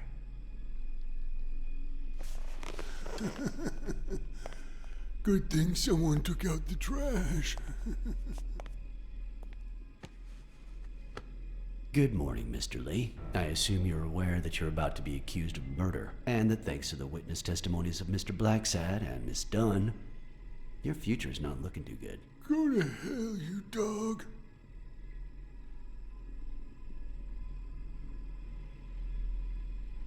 I swear that if I catch you outside, you'll wish you were in hell. Blacksad, stay out of this.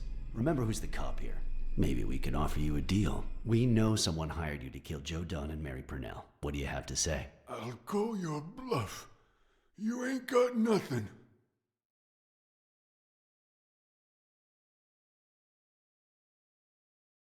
Your friend the Hellhorse doesn't seem to feel that way.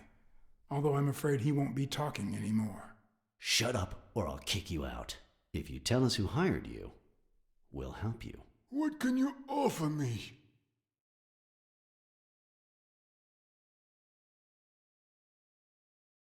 We could significantly reduce your sentence. I could testify that you helped me on the rooftop. You're pathetic. Is that why you never got in the police force, Blacksad? Did you fail the good cop, bad cop test? I won't say a word. And believe me, you stand to lose. Care for a piece of advice? If I were you, I'd fear for my life. I'm afraid that... Whoa!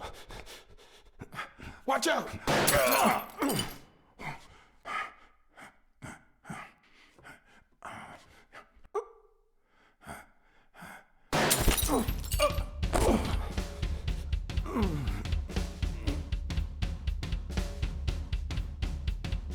I'm afraid that... Whoa! Watch out!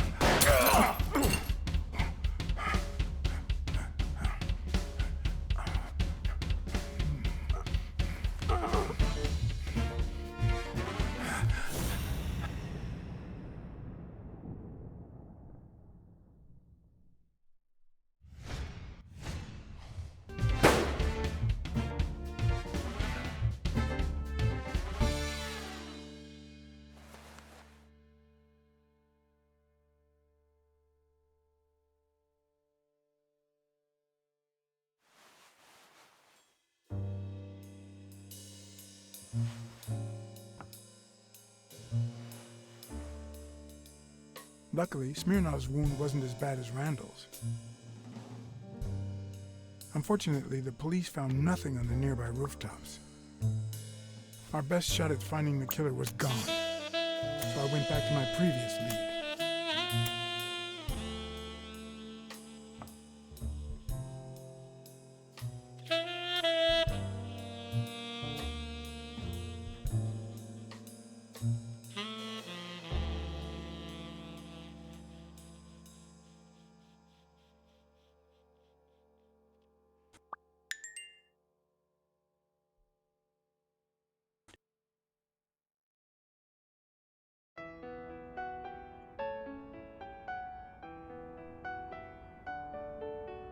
It's from before my mother got sick and we moved here. I loved reading stories about pirates, so my father drew a treasure map for me. I searched the whole house, one clue at a time. It led me to this enormous tree in the yard where Daddy had put up a tire swing.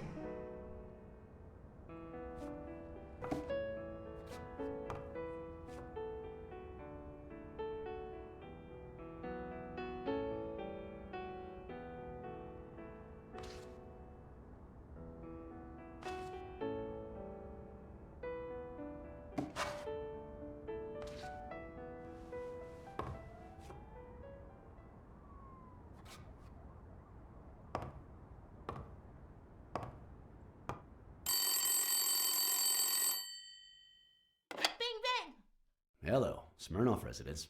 You're dead. No, I got you with my lasso. Can you quiet down, kids? Dunn got killed for stirring the hornet's nest. And you confessed your crime. Kids, please. He'd been investigating athletes for months, including Helen Moore and Al Stone, among others. Dunn's notes aren't all that clear, and I'm not sure what he was after. But I'd say we're facing a widespread corruption case. Well, if you're right, that could be some dangerous evidence. Bring it here ASAP. Sure, but there's something important that I need to finish first.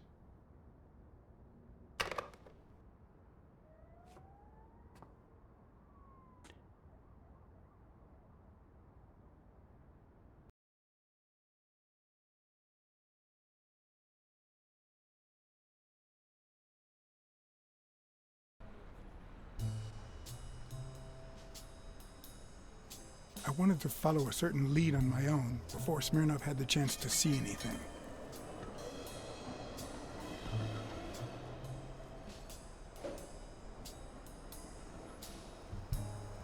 According to his notebook, Dunn had seen Craig Spano at Sam's Diner just 4 days before his death.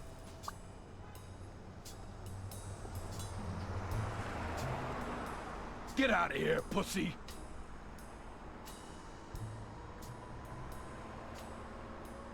I'm sorry about what happened to Mary. You're sorry? I'm the one who's sorry. You know what it's like to run this place alone? What the hell do you care, anyway? Beat it! It might have been easier to slap the information out of him, but I decided to trust in a universal truth. Everyone is guilty of something. You don't know who I am, right? Don't know and don't care! Come on, spit it out! I'm John H. Blackmore, Public Health Inspector. Oh, yeah, right. There are some real freaks around here, so I have to be firm, you know? Have you eaten? Dinner's on the house.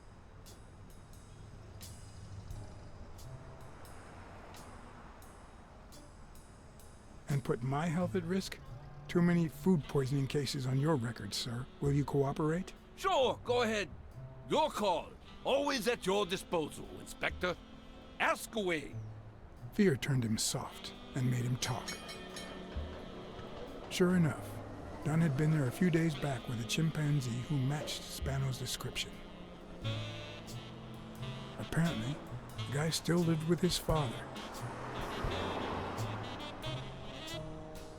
Dunn said he couldn't stay there a day more. For the time being, he would move into his place. Wait a minute. What does Public Health Services have to do with that chimp?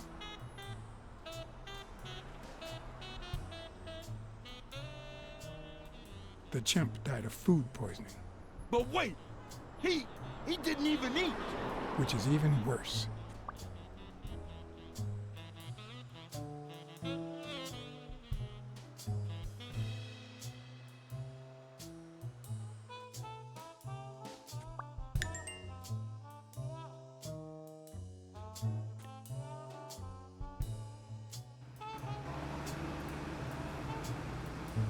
Dunn had taken Spano to his place. I wanted to believe that when Randall Lee broke into the apartment, Spano fled to his former address. But where could that be?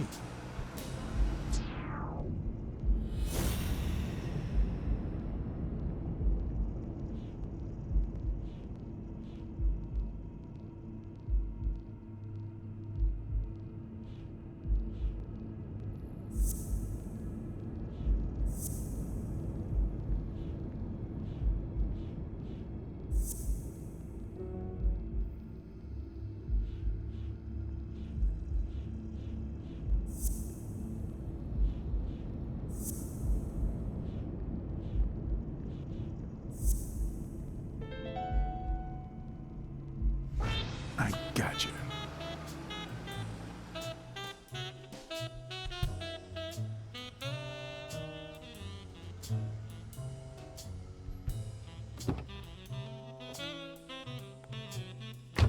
If the living have rich and poor neighborhoods, so do the dead.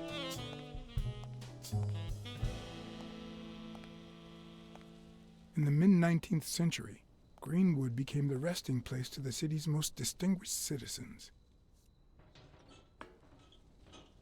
Thinkers, scientists, writers, inventors, artists, businessmen, politicians, police officers, thieves, pimps, and murderers.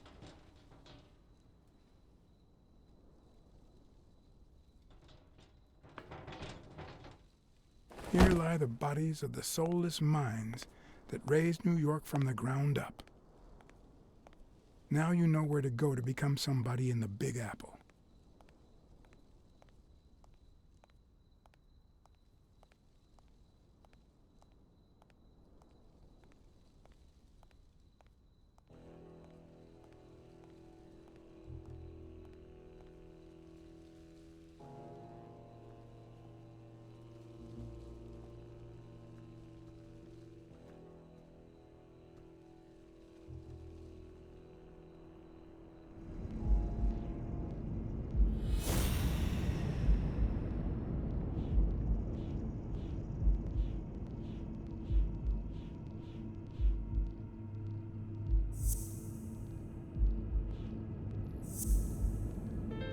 O'Leary wouldn't have sent Randall to kill Dunn. He would have dragged him to his basement, given him his little speech, and then killed him himself.